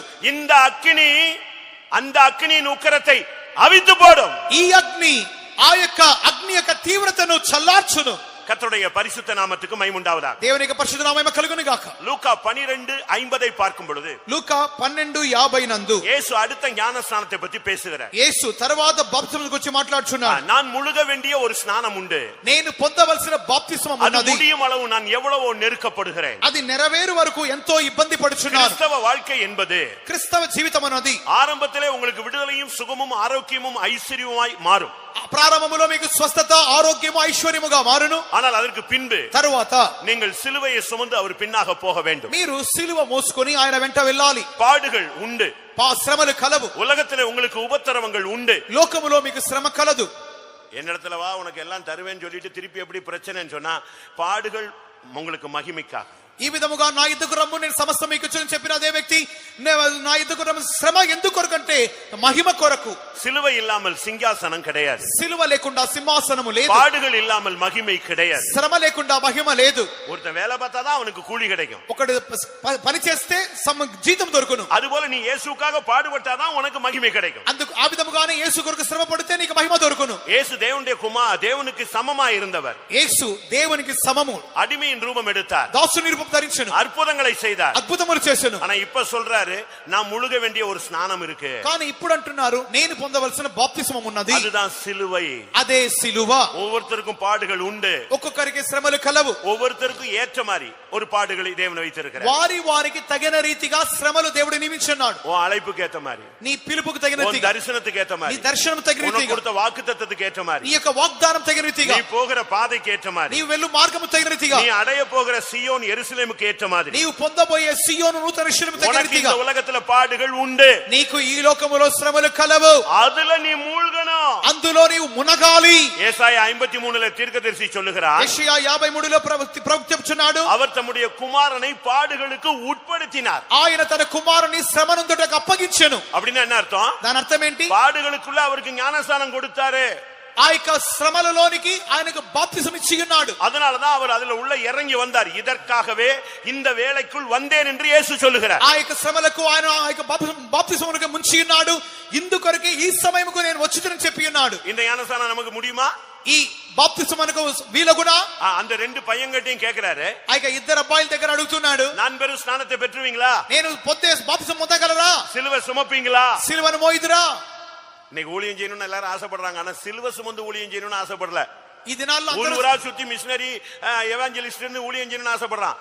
நான் சொல்றேன், நீ எவாஞ்சலிஸ்டாரு மிஷினரியாரு, சிலுவை உன் தோல்ல இருக்கான்னு பாரு. ఈ దినాల్లో అందరూ సేవ చేయాలని కోరుచున్నారు, కానీ వారు సొంత ప్రకారముగా ఏదో ఒక ఊర్లో మిషనరీగా సేవ చేయాలని కోరుచున్నారు. కానీ నీ మిషనరీ సేవ చేయి, ఏదైనా ఒక పరిచర్య చేయి, నీ మీద నీ సిలువ మోపబడినదా నీవు జాగ్రత్తగా తేరి చూడుము. இந்த மார்க்கம் சிலுவை சுமக்க உனக்கு போதிக்கிறது. ఈ మార్గము సిలువను మోయు నిమిత్తమై నీకు బోధించుచున్నది.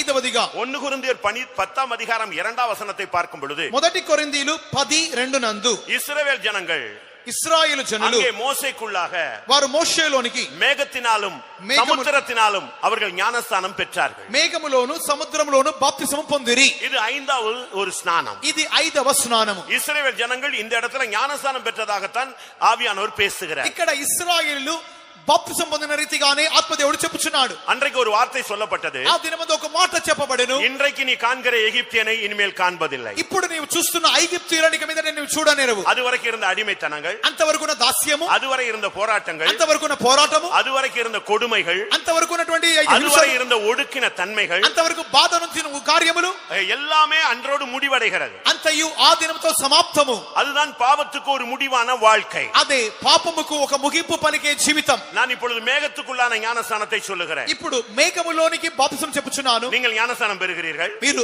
బాప్తిసం పొందుచున్నారు, இயேசுவை தரித்துக் கொள்ளுகிறீர்கள், యేసును ధరించుచున్నారు, அபிஷேகம் பெறுகிறீர்கள், అభిషేకం పొందుచున్నారు, அக்கினி அபிஷேகம் பெறுகிறீர்கள், అగ్ని అభిషేకం పొందుచున్నారు, இயேசுவுக்காக பாடுகளை சகிக்கிறீர்கள். యేసు కొరకు శ్రమలు సహించుచున్నారు. இந்த மேகம் என்பது சாட்சியின் ஜீவியம். ఈ మేఘం అనేది సాక్షి జీవితం. எபிரேயர் 12:1 பார்க்கும் பொழுது, హెబ్రీయులు 12:1 மேகம் నందు போன்ற திரளான சாட்சிகள் நம்மை சூழ்ந்து கொண்டிருக்க, ఇంత గొప్ప సాక్షి సమూహం మేఘం వలె మన ఆవరించి ఉండగా, நீ சத்தியத்துக்குள்ள வந்தால் போதாது, ఈ సత్యములోనికి వస్తే మాత్రమే இந்த చాలదు, சத்தியத்துக்கு நீ சாட்சியாய் நிற்கணும். సత్యముకు సాక్షిగా నిలవాలి. இந்த சத்தியத்துக்கு நீ சாட்சியாய் நிற்க வேண்டும். ఈ సత్యముకు నీవు సాక్షిగా నిలబడాలి. இந்த மேகத்துக்கு உள்ளாக நீ ஞானஸ்நானம் பெற வேண்டும். ఈ మేఘములోనికి నీవు బాప్తిసం పొందాలి. எகிப்திலிருந்து வெளியே வந்தவன், ఐగుప్తు నుండి బయటకు వచ్చినవాడు, மீட்கப்பட்டவன், విమోచింపబడినవాడు, அவன் சேஷ்ட புத்திரன், జ్యేష్ఠ పుత్రుడు, அவனுக்கு ஒரு கானான் உண்டு. అతనికి ఒక కానాను அதை కలదు. புறஜாதிகள் கண்டார்கள், கேட்டார்கள், திகில் அடைந்தார்கள். అది పురజాతి అన్యజనుల వారు వినిన్నారు, చూచి ఉన్నారు, వారు గర్విష్ఠులుగా మారినారు. உன் லைஃப்ல உள்ள மாற்றம் தான் அந்த மேகத்துல உள்ள அந்த சாட்சியின் ஜீவியம். నీ జీవితంలోని మార్పే నీ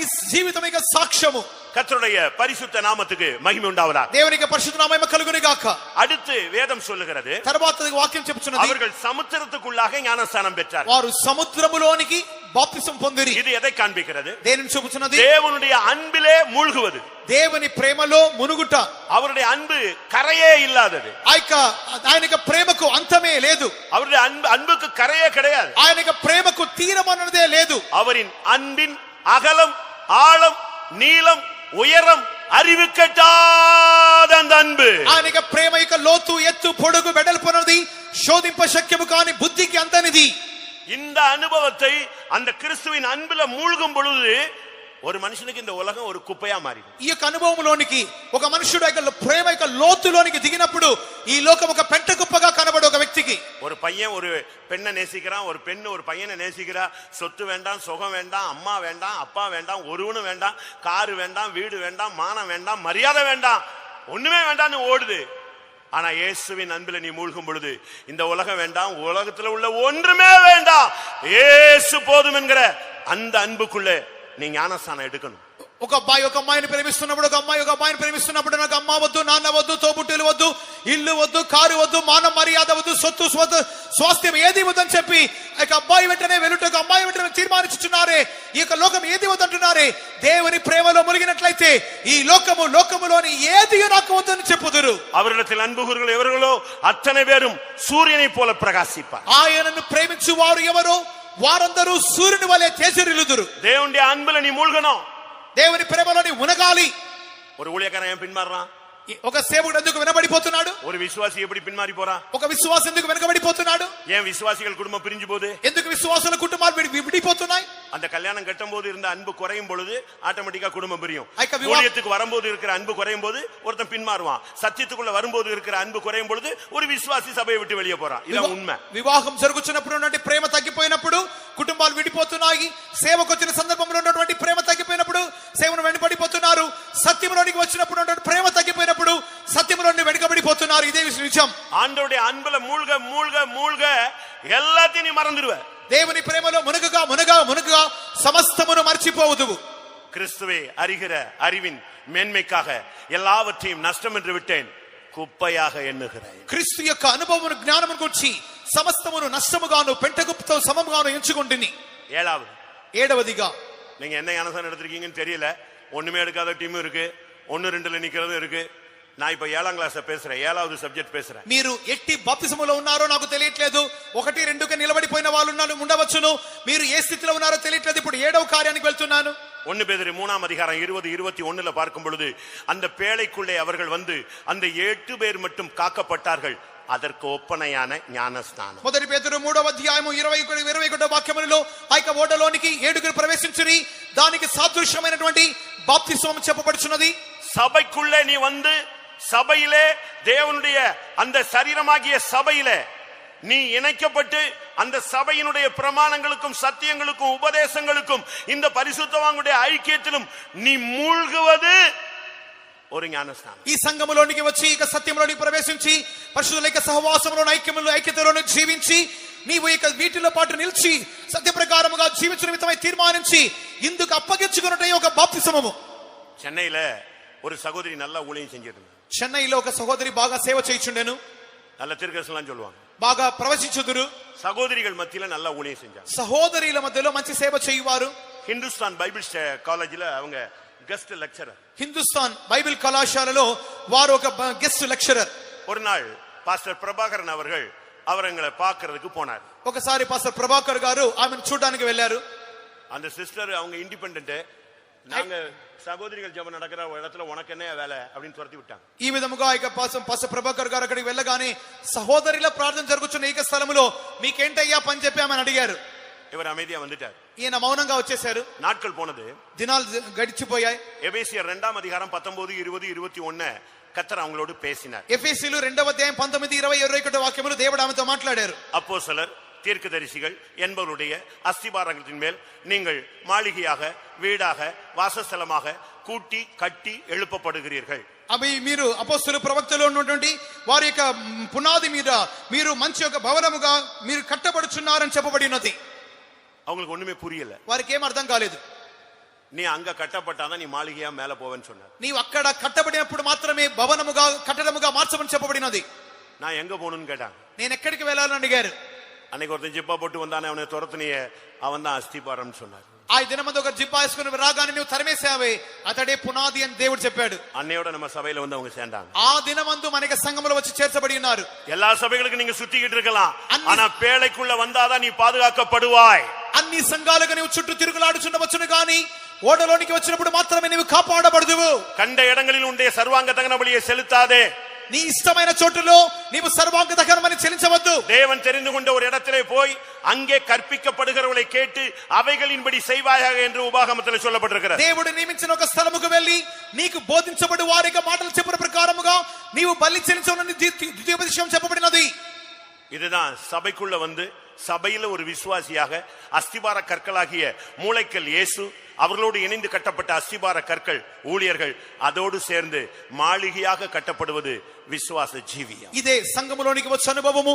క్రీస్తు యేసే ముఖ్యమైన మూలరాయిగా, అపోస్తలు ప్రవక్తలను వారికి పునాది మీదగా, అటు తరువాత వారితో పాటు జత చేయబడిన వారముగా ఒక మంచి కట్టడముగా మనం చక్కగా అమర్చబడి కట్టబడుచున్నాము. உடனே அவங்க சொன்னாங்க, அந்த ஸ்நானத்தை நாங்க பெறறோம்டா. వెంటనే వారు అంటున్నారు, ఈ స్నానమును మేము పొందుదుము. యేసు சொன்னார், நான் குடிக்கும் பாத்திரத்தில் ஞானம் பானம் பண்ண முடியுமா? యేసు అడిగినాడు, నేను రాగు గిన్నెలో మీరు తాగగలరా? உடனே அவங்க சொன்னாங்க, ఆమాండవరే. వెంటనే అన్నారు, అవును ప్రభువా, எங்களுக்கு మహిమలో ஒரு இடம் வேணும். మాకు ఏ రీతిగానే మహిమలో చోటు కావాలి. அதுக்காக நீங்க என்ன சொன்னாலும் செய்யறதுக்கு ரெடியா இருக்கோம். అందుకొరకు నీవేం చెప్పినా చేయడానికి సరే. பசியோ, பட்டினியோ, நிர்வாணமோ, நாசமோசமோ, உயர்வோ, தாழ்வோ, நிகழ்காரியமோ, வருங்காரியமோ, மரணமோ, கிறிஸ்துவின் அன்பில நான் நிப்பேன்னு சொல்றான்.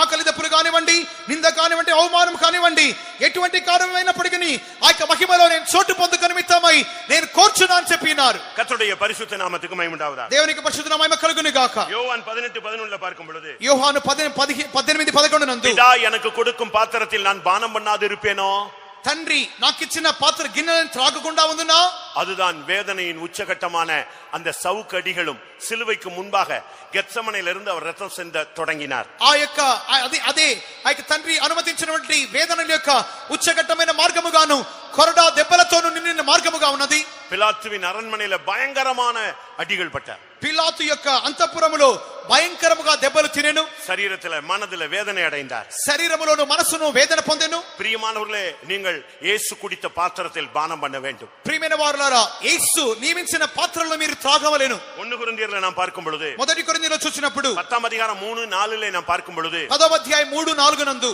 அவர்கள் ஞான போஜனத்தை புசித்தார்கள். వారు జ్ఞాన సంబంధమైనటువంటి భోజనము భుజించిరి. ஞான பானத்தை குடித்தார்கள். వారు జ్ఞాన పానీయమును పానం చేసిరి. அவர்களை தாகத்தை தீர்த்தது அந்த ஞான கண்மலையாகிய கிறிஸ்து. వారి యొక్క దాహము తీర్చింది ఆత్మ సంబంధమైనటువంటి బంధైన క్రీస్తు. இது எதை காண்பிக்கிறது? దేనిని చూపుచున్నది? பிரியமானவர்களே, நீங்கள் சரியான கர்த்தருடைய பந்தியிலே பங்கெடுக்க வேண்டும். మీరు సరైన విధముగా ప్రభు బలలో పాలు పొందాలి. 1 కొరింథీయர் 11:28 பார்க்கும் பொழுது, మొదటి కొరింథీయులు 11:28 నందు இயேசு அந்த பாத்திரத்தை குறித்து பேசுகிறார். యేసు ఆ పాత్రను గురించి మాట్లాడెను. இது என் இரத்தத்தினாலாகிய புதிய உடன்படிக்கை. ఇది నా రక్తము ద్వారా ఉన్నటువంటి నూతన నిబంధన. என்னுடைய మరణத்தை நினைவு கூறுகிறீர்கள். నా యొక్క మరణం జ్ఞాపకం చేసుకోనుము. நீங்கள் விசுவாசியா மரணம் மட்டும் போதாது, మీరు విశ్వాసిగా మాత్రమే మాత్రం చాలదు. நல்லா கவனிங்க. బాగా గమనించండి. கர்த்தருடைய பந்தியில நீ பங்கெடுக்கணும். ప్రభు బలలో మీరు పాలు పొందాలి. நான் திரும்பவும் சொல்றேன், తిరిగి చెప్తున్నాను, சிலுவையை பார்க்காதவனுக்கு ஞானஸ்நானம் கொடுக்க கூடாது. సిలువను చూడని వ్యక్తికి బాప్తిసం ఇవ్వనేవ్వకూడదు. சாகர வரைக்கும் கர்த்தருடைய பந்தியில பங்கெடுப்பேன்னு சொன்னவனுக்கு மட்டும்தான் ஞானஸ்நானம் கொடுக்கணும். இந்த கல்யாணத்துக்கு சும்மா பேச்சுக்கு வந்து ஞானஸ்நானம் எடுத்துட்டு கர்த்தருடைய பந்தியில பங்கெடுக்கலன்னா, யோவான் 6:53, 54, 55 వచనங்களின்படி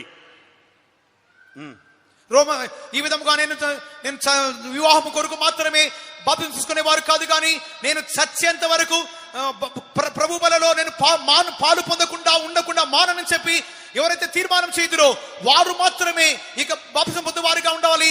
ఆ విధముగా చెప్పినటువంటి వారికి రోమాపత్రిక 6వ అధ్యాయము చివరి వాక్యం చదువుతున్నప్పుడు அங்க என்ன சொல்லப்பட்டிருக்கிறது? అక్కడ ఏం చెప్పబడినది? என் மாம்சத்தை புசித்து నా యొక్క என் இரத்தத்தை பானம் பண்ணுகிறவனுக்கு నా యొక్క రక్తం తాగు వారికి நித்திய ஜீவன் உண்டு. నిత్య జీవము కలదు. அவனை மாத்திரம் நான் கடைசி நாளில் எழுப்புவேன். వారిని మాత్రమే చివరి దినమందు లేపుదును. அப்ப சபைக்குள்ள வந்துட்டாலும் వారు సంఘమునకు వచ్చినప్పటికి நீ கர்த்தருடைய பந்தியில பங்கெடுக்கலனா உனக்கு நித்திய ஜீவன் இல்லை. నీవు ప్రభు వలలో పాలు పొందకపోతే నిత్య జీవము లేదు. உடனே அவங்க ரெண்டு பேரும் சொன்னாங்க நாங்க ரெடியா இருக்கிறோம். వెంటనే వారు చెప్పినారు మేము సిద్ధంగా ఉన్నాం. இன்னைக்கு ஒரு தீர்மானம் எடு. ఇదేం తీర్మానం చేయి. உன் ஓட்டம் முடியற வரை నీ పరుగు ముగించబడేంత వరకు கர்த்தருடைய பந்தியில பங்கெடுத்து கொண்டே இருக்க வேண்டும். ప్రభు బలలోనే పాలు పొందుతూనే ఉంటాను చెప్పుము. உன்னை தாழ்த்தணும், నిన్ను తగ్గించుకోవాలి, மன்னிப்பு கேட்கணும், క్షమాపణ అడగాలి, மன்னிக்கணும், క్షమించాలి, ஒப்புரவாகணும், సమాధాన పడాలి. நீ போய் தேவ சமூகத்துல உன்னை சரிப்படுத்தி கர்த்தருடைய பந்தியில பங்கெடுக்கணும். నీవు వెళ్ళి దేవుని సన్నిధానంలో ప్రభు బలలో పాలు పొందాలి. கர்த்தருடைய பரிசுத்த நாமத்துக்கு மகிமை உண்டாவதாக. దేవునికి పరిశుద్ధ మహిమ కలుగును గాక. இப்ப இயேசு கேட்டாரு, ఇప్పుడు యేసు అడుగుచున్నాడు, நான் பெரும் ஸ்நானத்தை பெறுவீங்களா? నేను పొందే స్నానం పొందుదురా? நான் குடிக்கும் ஸ்நானத்திலே பானம் பண்ணுவீங்களா? నేను త్రాగు గిన్నెలను త్రాగుదురా? ஆமான்னு சொன்ன உடனே అవునని చెప్పిన గాని உடனே அவர் சொல்றாரு, వెంటనే ఆయన చెప్పుచున్నాడు, அது யாருக்காக నియమిக்கப்பட்டிருக்குதோ அவங்களுக்கு தான். అది ఎవరి కొరకు నియమింపబడినో వారి కొరకు మాత్రమే. அது எப்படிங்க? అది ఏ రీతిగా? அப்ப ஒருத்தன் சபைக்குள்ள வந்து 7 ஞானசானம் எடுத்து அவன் ராபோஜனம் எடுத்து எல்லாம் கிளியர் ஆயிட்ட பிறகு கூட யாருக்கோ ஒரு ஆளுக்கு பிக்ஸ் பண்ணிருக்குன்னு சொல்றாரு. அது என்ன அர்த்தம்? ఒకడు సంఘములోనికి వచ్చి బాప్తిసం పొంది ప్రభు బలలో పాలు పొంది అంతగా అయిన తర్వాత ఇది ఎవరి కొరకో నియమింపబడి చెప్పుచున్నాడనగా ఆ కార్యం ఏంటి? கர்த்தருடைய பரிசுத்த நாமத்துக்கு மகிமை உண்டாவதாக. దేవునికి పరిశుద్ధ మహిమ కలుగును గాక. இது ரொம்ப சிம்பிளான, அதுக்கு ஒரு பதில் அந்த இடத்துல இல்ல. வெளிப்படுத்தல் 3:21 இதுக்கு பதில் இருக்கிறது. దీన్ని కూర్చున్నటువంటి ఒక జవాబు అక్కడ లేదు, కానీ ప్రకటన 3:21 ఇవ్వబడినది. என் மகிமையில என்னுடைய சிங்காசனத்துல ஒருத்தன் உட்காரணும்னா அவனுடைய குவாலிபிகேஷன், ஹைலி குவாலிபிகேஷன், அவன் ஜெயிக்க வேண்டும். నా మహిమలో నా సింహాసనంలో నా ప్రక్కన కూర్చుండవలెను అనగా అతనికి కావలసిన ఉన్నతమైన అర్హత జయ జీవితం జయించి ఉండాలి. நான் ஜெயம் கொண்டு నేను జయించి என் பிதாவின் சிங்காசனத்தில் நான் உட்கார்ந்தது போல నా తండ్రితో కూడా సింహాసనం కూర్చుండనే ప్రకారం ஜெயம் கொள்ளுகிறவன் எவனோ அவனும் என்னுடைய சிங்காசனத்தில் என்னோடு கூட உட்காரும்படி அவனுக்கு அருள் செய்யப்படும். జయించు వారిని నాతో కూడా నా సింహాసనమును కూర్చుండ అనుగ్రహించెదను.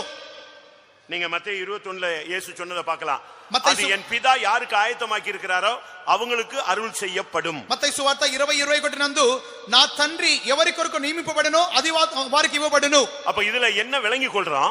దీని గురించి ఏం గ్రహించుచున్నావు? ஒருவன் மகிமையில போய் அவருடைய வலது பார்சத்துல இடது பார்சத்துல உட்காரணும்னா அவன் 7 ஞானஸ்நானம் எடுத்தாலும் 2 விதமான பாத்திரங்களை குடித்தாலும் அவன் ஜெயிக்கிறவனாய் மாற வேண்டும். ఒకడు తండ్రి హల్లెలూయా హల్లెలూయా ఒక వ్యక్తి మహిమలోనికి వెళ్ళి కుడి పార్శ్వంలో ఎడ పార్శ్వంలో కూర్చోవాలి అన్నట్లయితే అతడు 7 విధములైన బాప్తిసం పొందినప్పటికీ 2 విధములుగా పాత్రలో త్రాగినప్పటికీ అతడు అది తండ్రి మూలముగా నియమింపబడినదిగా సిద్ధపరచబడినదిగా ఉండాలి. நீங்க ஒரு கோர்ஸ்ல சேர்ந்தா மட்டும் போதாது. మీరు ఒక కోర్సులో చేరితే మాత్రమే చాలదు. நீ படிச்சா மட்டும் போதாது. నీవు చదివితే మాత్రం చాలదు. நீ ఫీస్ కట్టినా மட்டும் போதாது. ఫీస్ కడితే మాత్రం చాలదు. நீ యూనిఫామ్ எடுத்தாலும் மட்டும் போதாது. యూనిఫామ్ వేసుకుంటే మాత్రమే చాలదు. நீ அங்க ஜெயிக்கணும். నీవు జయించాలి. நீ அங்க தேர்ச்சி பெறணும். నీవు అక్కడ ఉత్తీర్ణుడిగా మారాలి. நீ அந்த குவாலிஃபైడ్ ஆன ஒரு ஆளா நீ வெளியே வரணும். నీవు అక్కడ యోగ్యునిగా మార్చబడి బయటికి రావాలి. அதுபோல நீ 7 ஸ்நானம் எடுத்தாலும் ராபோஜனம் எடுத்தாலும் நீ ஜெயிக்க வேண்டிய சில காரியங்கள் இருக்கிறது. నీవు 7 స్నానములు పొందినప్పటికీ ప్రభు బల పొందినప్పటికీ పాత్రలను త్రాగినప్పటికీ నీవు జయించాలి. 10 காரியங்களை ஜெயிக்கணும். நான் ரொம்ப வேகமாக சொல்றேன். 10 కార్యాలు జయించాలి. త్వరగా చెప్తున్నాను. கர்த்தருடைய பரிசுத்த நாமத்துக்கு மகிமை உண்டாவதாக. ప్రభు పరిశుద్ధ మహిమ కలుగును గాక. நான் ஜெயம் கொண்டது போல, నేను జయించిన ప్రకారం, அதாவது அதனுடைய சரியான அர்த்தம் என்ன? దాని సరైన అర్థం ఏంటి? இயேசு சொல்றார், நான் ஜெயித்தது போல நீ ஜெயிச்சாதான் என்னுடைய சிங்காசனத்துல உனக்கு இடம் கிடைக்கும். యేసు చెప్పినాడు, నేను జయించిన ప్రకారంగా నీవు జయిస్తేనే పాటు నా యొక్క సింహాసనంలో నీకు చోటు என் దొరుకును. மகிமையில உனக்கு இடம் கிடைக்கும். నా మహిమలో నీకు చోటు என் దొరుకును. ராஜ்யத்துல உனக்கு இடம் నా கிடைக்கும். రాజ్యములో చోటు దొరుకును. யோவான் 16:33 பார்க்கும் பொழுது, యోహాను 16:33 నందు நான் ఉலகத்தை జయించేன். నేను లోకమును జయించి ఉన్నాను. அதனால தான் நம்முடைய பெண்டிகாஸ்ட்ல உலகத்தை வெறுக்கிறோம். అందుకొరకే మనకి పెంతెకొస్తు వారు లోకాన్ని ద్వేషిస్తున్నారు. உன்னுடைய எந்த பகுதியிலும் உலகம் உள்ள வந்துட கூடாது. నీ జీవితంలోని ఏ భాగంలో కూడా లోకము రాకూడదు. విశ్వాసిக்கிறவனை அன்றி உலகத்தை ஜெயிக்கிறவன் யார்? విశ్వసించువాడే తప్ప లోకము జయించువాడు ఎవడు? 1 யோவான் 5:4-5 பார்க்கும் பொழுது, యోహాను 5వ అధ్యాయం 4-5 వాక్యములో, தேவனால் பிறந்தவன் எவனும் உலகத்தை ஜெயிப்பான். దేవుని మూలముగా పుట్టిన వాడు ఎవడు లోకమును జయించును. முதலாவது ஜெயம், మొదటి జయము இயேசு உலகத்தை ஜெயித்தார். యేసు లోకము జయించును. இரண்டாவதிగా కొలొస్సీయులు 2:15 படி, కొలొస్సీ 2:15 ప్రకారం இயேசு துரைத்தனங்களையும் அதிகாரங்களையும் சிலுவையிலே ஆணி அடித்து வெளியரங்கமான கோலமாகி சிலுவையிலே வெற்றி சிறந்தார். ఆయన అధికారులను ప్రధానులు జయించి సిలువలో జయోత్సవంతో బాహుఘటముగా ఊరేగించెను. இயேசுவின் நாமத்துல எல்லா துரைத்தனங்களையும் அதிகாரங்களையும் ஜெயிக்கிற ஒரு தேவனுடைய பிள்ளைதான் மகிமையிலே உட்கார முடியும். యేసుక్రీస్తు నామములో ప్రధానుల అధికారాలను జయించి ఆ సమస్తమును జయం పొంది క్రీస్తుతో పాటు మహిమలో ఉండువాడే దేవుని బిడ్డగా ఉన్నాడు. மூன்றாவது பிசாசை ஜெயிக்க வேண்டும். మూడవదిగా అపవాదిని జయించాలి. இன்னைக்கு முழு உலகமும் பிசாசின் கையில கிடக்குது. ఇక దినమందు సర్వలోకము అపవాది చేతిలో ఉన్నది. ஊழியத்தின் துவக்கத்திலே இயேசு பிசாசை துரத்தினார். సేవ యొక్క ప్రారంభంలోనే యేసు అపవాదిని சிலுவையிலே பிசாசின் கிரியைகளை அழித்தார்.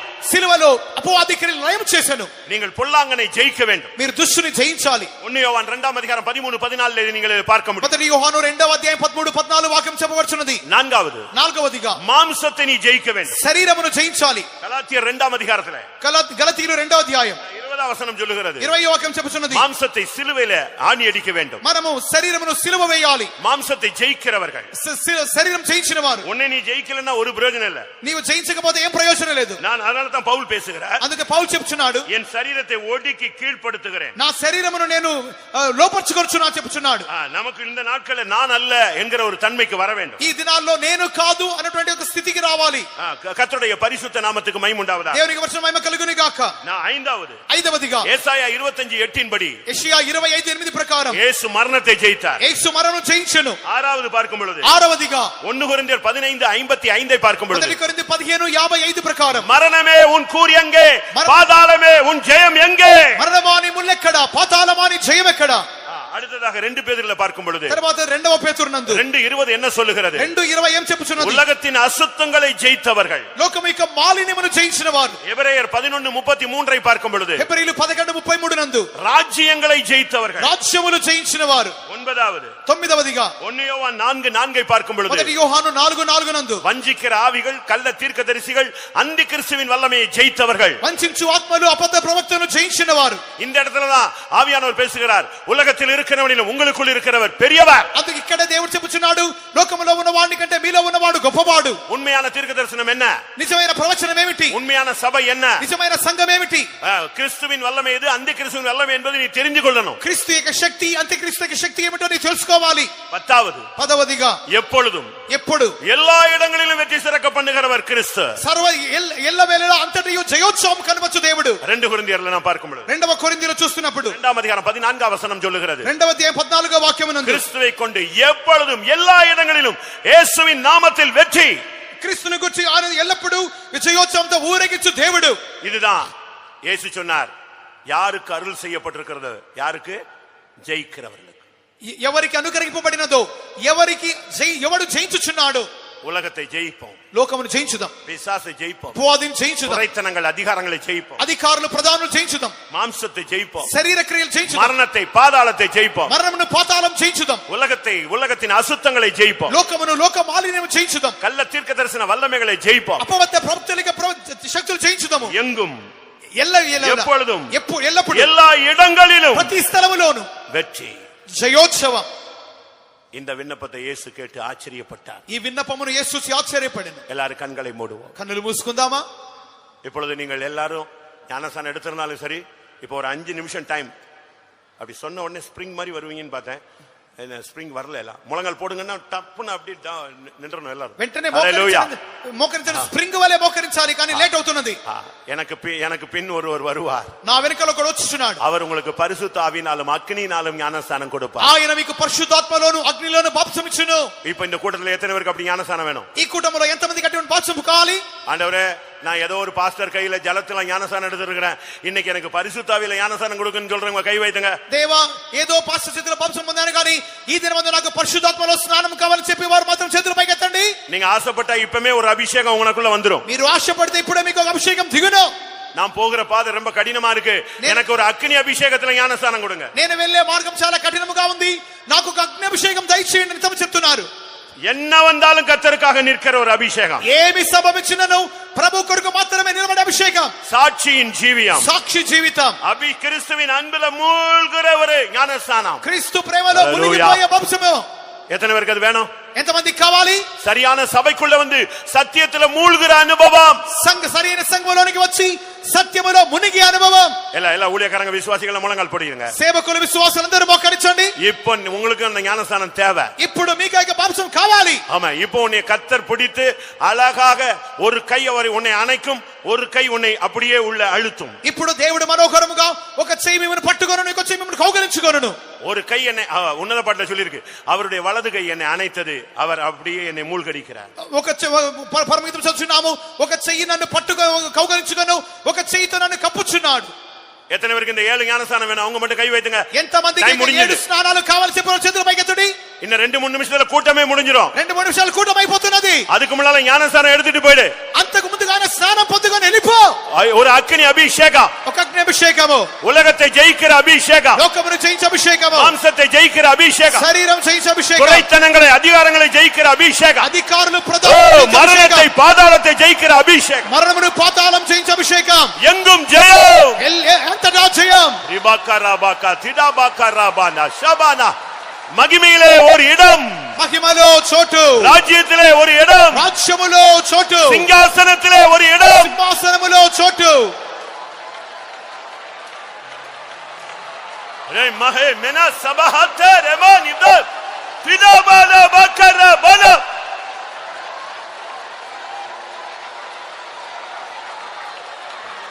వికరాబాలా క తిదాబాకా తిదాబానియా. హల్లెలూయా హల్లెలూయా హల్లెలూయా. ஆமென் ஆமென் ஆமென். நீ இருக்கிற லைன்ல இப்ப ஒருத்தர் வருவார். నీ ఉన్నటువంటి వరుసలోనికి ఒకడు ఇప్పుడు వచ్చును. அவர் கை உன் தலையின் மேல படும். ఆయన చేతులు మీ తల మీద ఉంచబడును. உனக்கு எந்த ஞானஸ்நானம் வேணுமோ இப்பொழுது அதிலே உன்னை மூழ்கடிப்பார். నీకు ఎంత బాప్తిసం కావాలో దానిలో ముంచివేయును. இப்பொழுது அந்த அபிஷேகம் உனக்கு கிடைக்கும். ఇప్పుడే అభిషేకం దొరుకును. இப்பொழுது அந்த வல்லமை, ఇప్పుడే ఆ శక్తి, அந்த ஜீவன், ఆ జీవము, அந்த அக்னி, ఆ అగ్ని,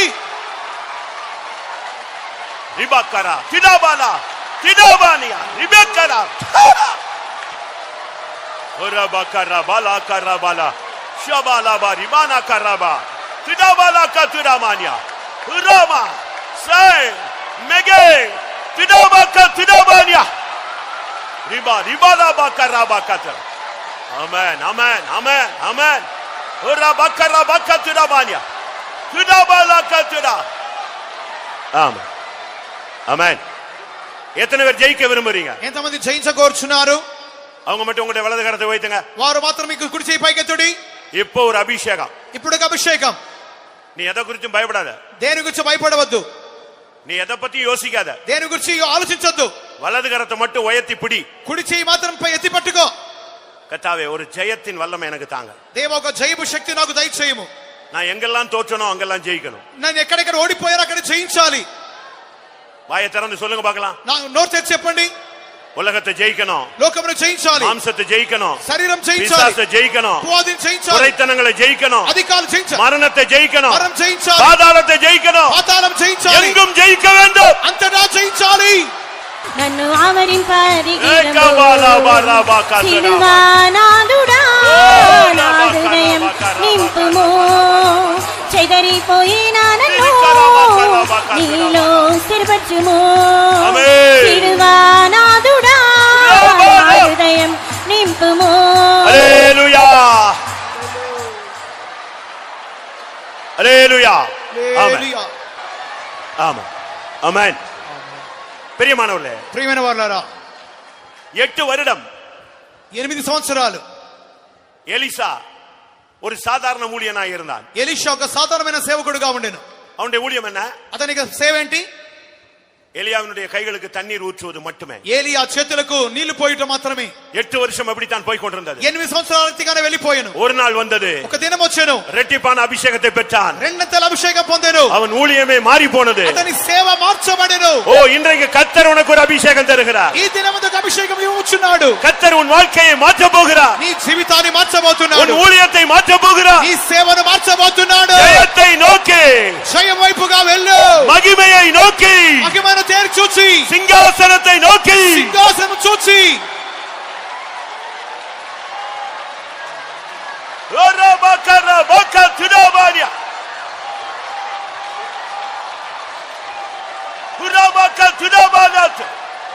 Tidabalaka tidabadia.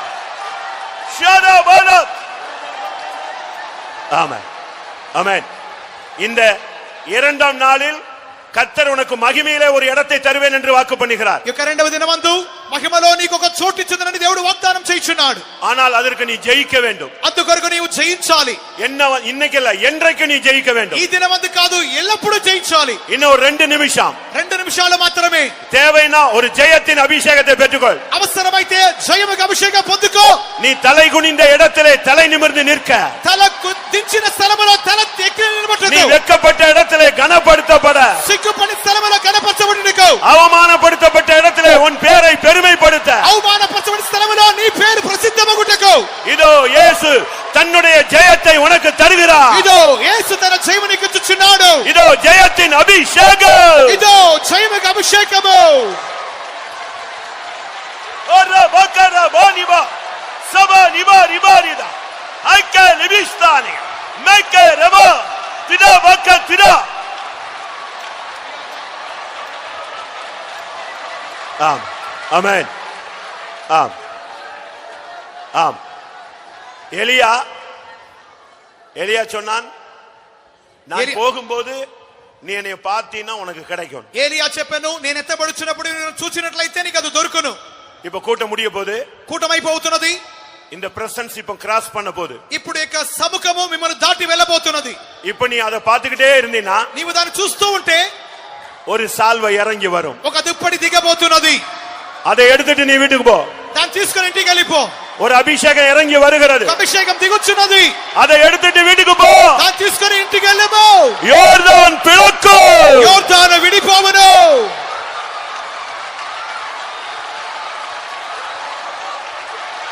ஹுரா நலை சிவாலா ஓரா போலா. ஆமென்.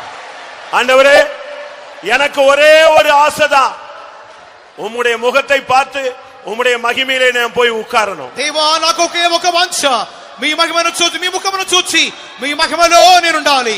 எத்தனை பேருக்கு அந்த ஆசை சொல்லுங்க பார்க்கலாம். ఎంతమందికి ఆ యొక్క వాంఛ ఉన్నది చెప్పండి. Amen.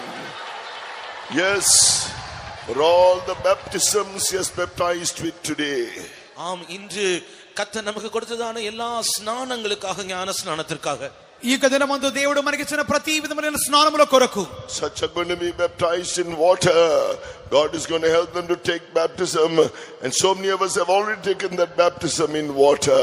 அநேகர் ஜலத்தினால் ஞானஸ்நானம் பெறவில்லை. அவர்கள் ஞானஸ்நானம் பெற கர்த்தர் உதவி செய்ய வேண்டும். நம்மில் அநேகர் ஜலத்தினால் ஞானஸ்நானம் பெற்றவர்களாய் இருக்கிறோம். అనేక ప్రతి విధమైన స్నానములు పొందిన వారి కొరకును ఈ మనలో అనేకులు నీటి మూలంగా బాప్తిసం పొంది ఉన్నాము. Let us all stand. நம்ம எல்லாரும் எழும்பி நிற்போம். మనం లేచి నిలబడదాము. He has enabled us to receive the baptism in the Holy Spirit.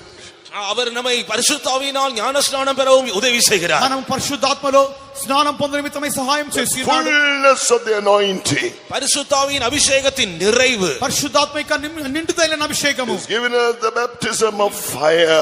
அவர் நமக்கு அக்கினியின் ஞானஸ்நானத்தை தந்திருக்கிறார். ఆయన మనకు అగ్ని అభిషేకము స్నానం ఇచ్చి ఉన్నాడు. He baptizes us in the cloud and helping us to live that life of witness. மேகத்துக்குள்ளாக ஞானஸ்நானம் கொடுத்து சாட்சியின் ஜீவியத்தை நமக்கு தந்திருக்கிறார். మేఘములోనికి బాప్తిసమనగా సాక్షి జీవితం ఇచ్చి ఉన్నాడు. That Pharaoh and the Egyptians are no more. இனி பார்வோனும் இல்லை, எகிப்தியரும் இல்லை. ఫరోయు ఐగుప్తీయులు ఇక మీదట లేరు. Given us the baptism to suffer with Christ. அவர் கிறிஸ்துவோடு கூட நாம் பாடுகளை சகிக்க பாடுபடுவதற்கு அந்த ஞானஸ்நானத்தை தந்திருக்கிறார். క్రీస్తుతో పాటు శ్రమ పొందు నిమిత్తమైనటువంటి ఆ యొక్క బాప్తిసం కూడా ఇచ్చి ఉన్నాడు. He baptized us in the sea. He has given us that immersion of the breadth, length, depth and height of God's love. சமுத்திரத்துக்குள்ளாக நம்ம ஞானஸ்நானம் பண்ணி வைத்திருக்கிறார்.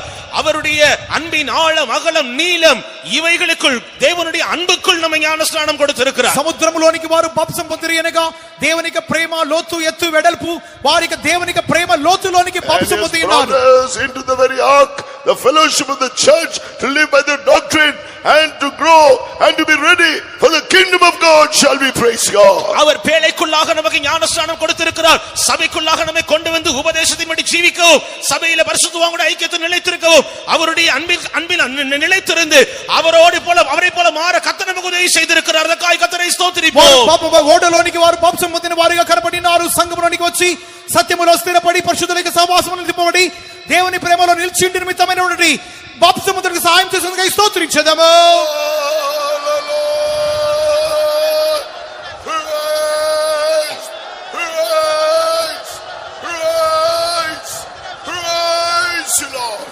Yes, he has made us, he is making us overcomers. ஆம், அவர் நம்மை ஜெயாளிகளாக மாற்றுகிறார். అవును, ఆయన మన జయవీరులుగా మార్చుచున్నాడు. Oh, he that overcometh, even as I overcame, will I grant to sit with me on my throne. நான் ஜெயங்கொண்டு என் பிதாவின் சிங்காசனத்தில் உட்கார்ந்தது போல ஜெயங்கொள்ளுகிறவனோ அவனுக்கும் என்னுடைய சிங்காசனத்தில் உட்காரும்படிக்கு அருள் செய்வேன் என்று சொல்லி இருக்கிறார். నేను జయించిన అతనితో పాటు సింహాసనంలో కూర్చున్న ప్రకారముగా జయించు వారిని నాతో పాటు సింహాసనంలో కూర్చుండిని దేవుడు సెలవిస్తున్నాడు. Overcoming sin, overcoming the flesh, overcoming the principalities and powers and Satan and death and hell, the grave and everything. Oh yes, finally he is going to make us to sit with him on the throne. His servants in Zion, his people in New Jerusalem shall be praised.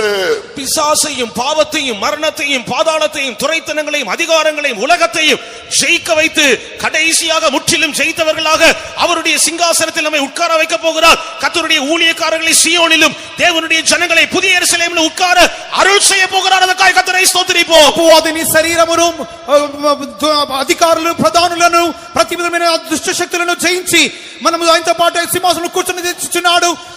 దైవ సేవకులను వారు సీయోనుగాను విశ్వాసులను వారు దర్శనముగాను ఆయన కూర్చొని స్తోత్రించెదము.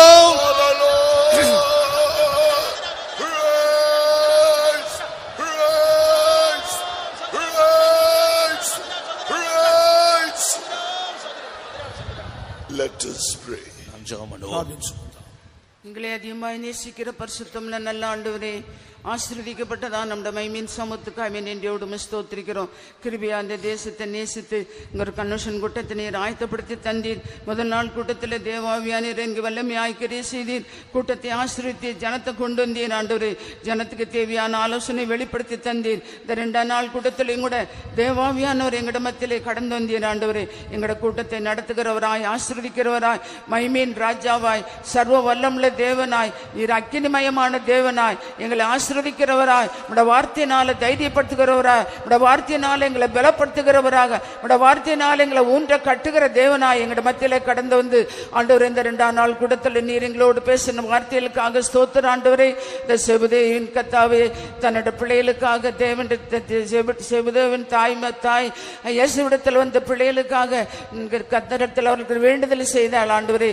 ஒரு பிள்ளை என் உம்முடைய வலது பார்சத்திலும் என் இடது பார்சத்திலும் வீட்டிற்கு வேண்டும் என்று அவளை வேண்டிக் கொண்டாள் ஆண்டவரே. ஆண்டவரே கர்த்தாவே உமக்கு ஸ்தோத்திரம்.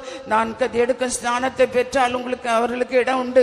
அவர்களை நான் குடிக்கும் பாத்திரத்தில் பானம் பண்ணின அவர்களுக்கு கர்த்தாவே அவர்களுக்கு அந்த எடுக்க கூடாத அக்கினி அபிஷேகத்தை தந்திருக்கிறீர். நிறைவான அபிஷேகத்தை தந்திருக்கிறீர். பாடுபடுறதுக்கு ஒரு அபிஷேகத்தை தந்திருக்கிறீர் கர்த்தாவே. அதிலே ஒரு 7 விதமான கர்த்தாவே ஞான ஸ்நானத்தை குறித்து கேட்ட ஆண்டவரே, நாங்கள் அக்கினி அபிஷேகத்தை பெற்றவர்களாக எங்கட கர்த்தாவே எங்கட உலக மாம்சத்தை பிசாசை ஜெயிக்கத்தக்கதாக அதற்கேற்ற ஒரு அபிஷேகத்தை தந்து எங்களை நடத்துகிற தேவனா இருக்கிறீர் ஆண்டவரே. எங்களை கர்த்தாவே இந்த 7 விதமான கர்த்தாவே ஞான ஸ்நானத்திலும் கூட நாங்கள் உம்மோடு கூட உடனுக்கு செய்து கர்த்தாவே ஆண்டவரே ஜெயாளிகளாய் மாறும்படியாக எங்களையும் கூட அழைத்திருக்கிறீர் ஆண்டவரே. நாங்கள் ஜெயாளிகளாய் மாறத்தக்கதாக எங்களை அழைத்ததான தேவன் நாங்கள் ஆண்டவரே. நீர் கர்த்தா உலகத்தை ஜெயித்தது போல நாங்களும் உலகத்தை ஜெயிக்க, பாவத்தை ஜெயிக்க, எல்லா வல்லமையிலும் ஜெயித்தவராய் ஜெயாளியா சிங்காசனத்தில் வீற்றிருந்தீர். ஜெயம் கொண்டவர்களுக்காக கர்த்தாவே சிங்காசனத்தை ஆயத்தப்படுத்தி வைத்திருக்கிறீர். எங்களை கூட ஜெயாளிகளாய் மாற்ற ஆண்டவரே. நான் ஜெயம் கொண்ட என் பிதாவின் சிங்காசனத்தில் வீற்றிருந்தது போல ஜெயங்கொள்ளுகிற எவனோன் அவன் என் சிங்காசனத்தில் வீற்றிருப்பான்னு சொன்னீர் ஆண்டவரே. அந்த சிங்காசனத்தை நாங்கள் ஜெயம் கொண்ட ஆண்டோட சிங்காசனத்தை பெற்றுக்கொள்ள எங்களையும் கூட ஜெயாளிகளாய் மாற்றி உம்முடைய வழியில நடந்து உம்முடைய கட்டளையின்படி ஜீவித்து ஆண்டவரே பரிசுத்தவான்கள் தந்த எங்களுக்கு உபதேசம் சட்ட திட்டங்களை கீழ்ப்படைந்து பரிசுத்த பந்தியில தமக்கென்று கர்த்தாவே நாங்கள் நல் மனசாட்சியோடு ஆண்டவரே எங்களோட மாம்சத்தை இரத்தத்தையும் பானம் பண்ணுகிற நாங்கள் ஆண்டவரே நாங்களும் கூட கத்தாவே நித்திய மகிமையிலே சென்றடைவோம் என்கிற அந்த வாக்குத்தத்தத்தை எங்களுக்கு தந்திருக்கிறீர். அந்த வாக்குத்தத்தத்தின்படி நாங்கள் ஜீவித்து ஆண்டவரே எங்களை ஜெயாளிகளாய் மாற்றும்படியாக வேண்டிக்கிறோம். ஜெயம் கொண்டவர்களுக்காக வைத்து கிடந்த மகிமையான சுதந்திரத்தை பெற்றுக்கொள்ள அந்த சீயோனை எருசலேமை நாங்கள் சுதந்திரத்துக் கொள்ள எங்களை தகுதிப்படுத்த முடியாது வேண்டிக்கிறோம். இந்த மாலை வேளையில எங்களோடு பேசின நல்ல ஆலோசனைக்காக ஸ்தோத்திரம். இந்த வார்த்தை கேட்ட நாங்களும் கூட எங்களுடைய வேண்டுதலுக்கு பதில் அளிக்கிறவர், கண்ணீருக்கு பதில் அளிக்கிறவர், எங்களுடைய ஜெபத்துக்கு பதில் அளிக்கிறவர், எங்களோட கூப்பிடுற சத்தத்துக்கு செவிசாய்க்கிற கத்தர் எங்களோடு கிடந்து வந்திருக்கிற ஒவ்வொருடைய வேண்டுதலுக்கும் கத்தாவே பதில் தந்து எங்களை ஜெயாளிகளாய் மாற்றி சந்திக்க ஆயத்தப்படுத்தும். ஜெயம் கொண்டவர்களை சேர்க்க முடியாது சீக்கிரம் வரப்போறீர் ஆண்டவரே. நாங்களும் ஜெயாளிகளை மாற்றி அந்த மகிமையில சீயோனுக்கு எருசலேமுக்கு என்று எங்களின் தேவ ஜனங்களை ஆயத்தப்படுத்தும். எல்லா துதி கனமும் எடுத்துக்கொள்ளும். வந்த மக்களை ஆசிரியத்து அனுப்பும். இயேசுவின் நாமத்தில் வேண்டிக்கிறோம் பிதாவே. Amen. Now may the grace of our Lord Jesus Christ, the love of God the Father, and the sweet communion of the Holy Spirit rest and abide with each and every one of us until Jesus appears in all his glory. Amen. Hallelujah.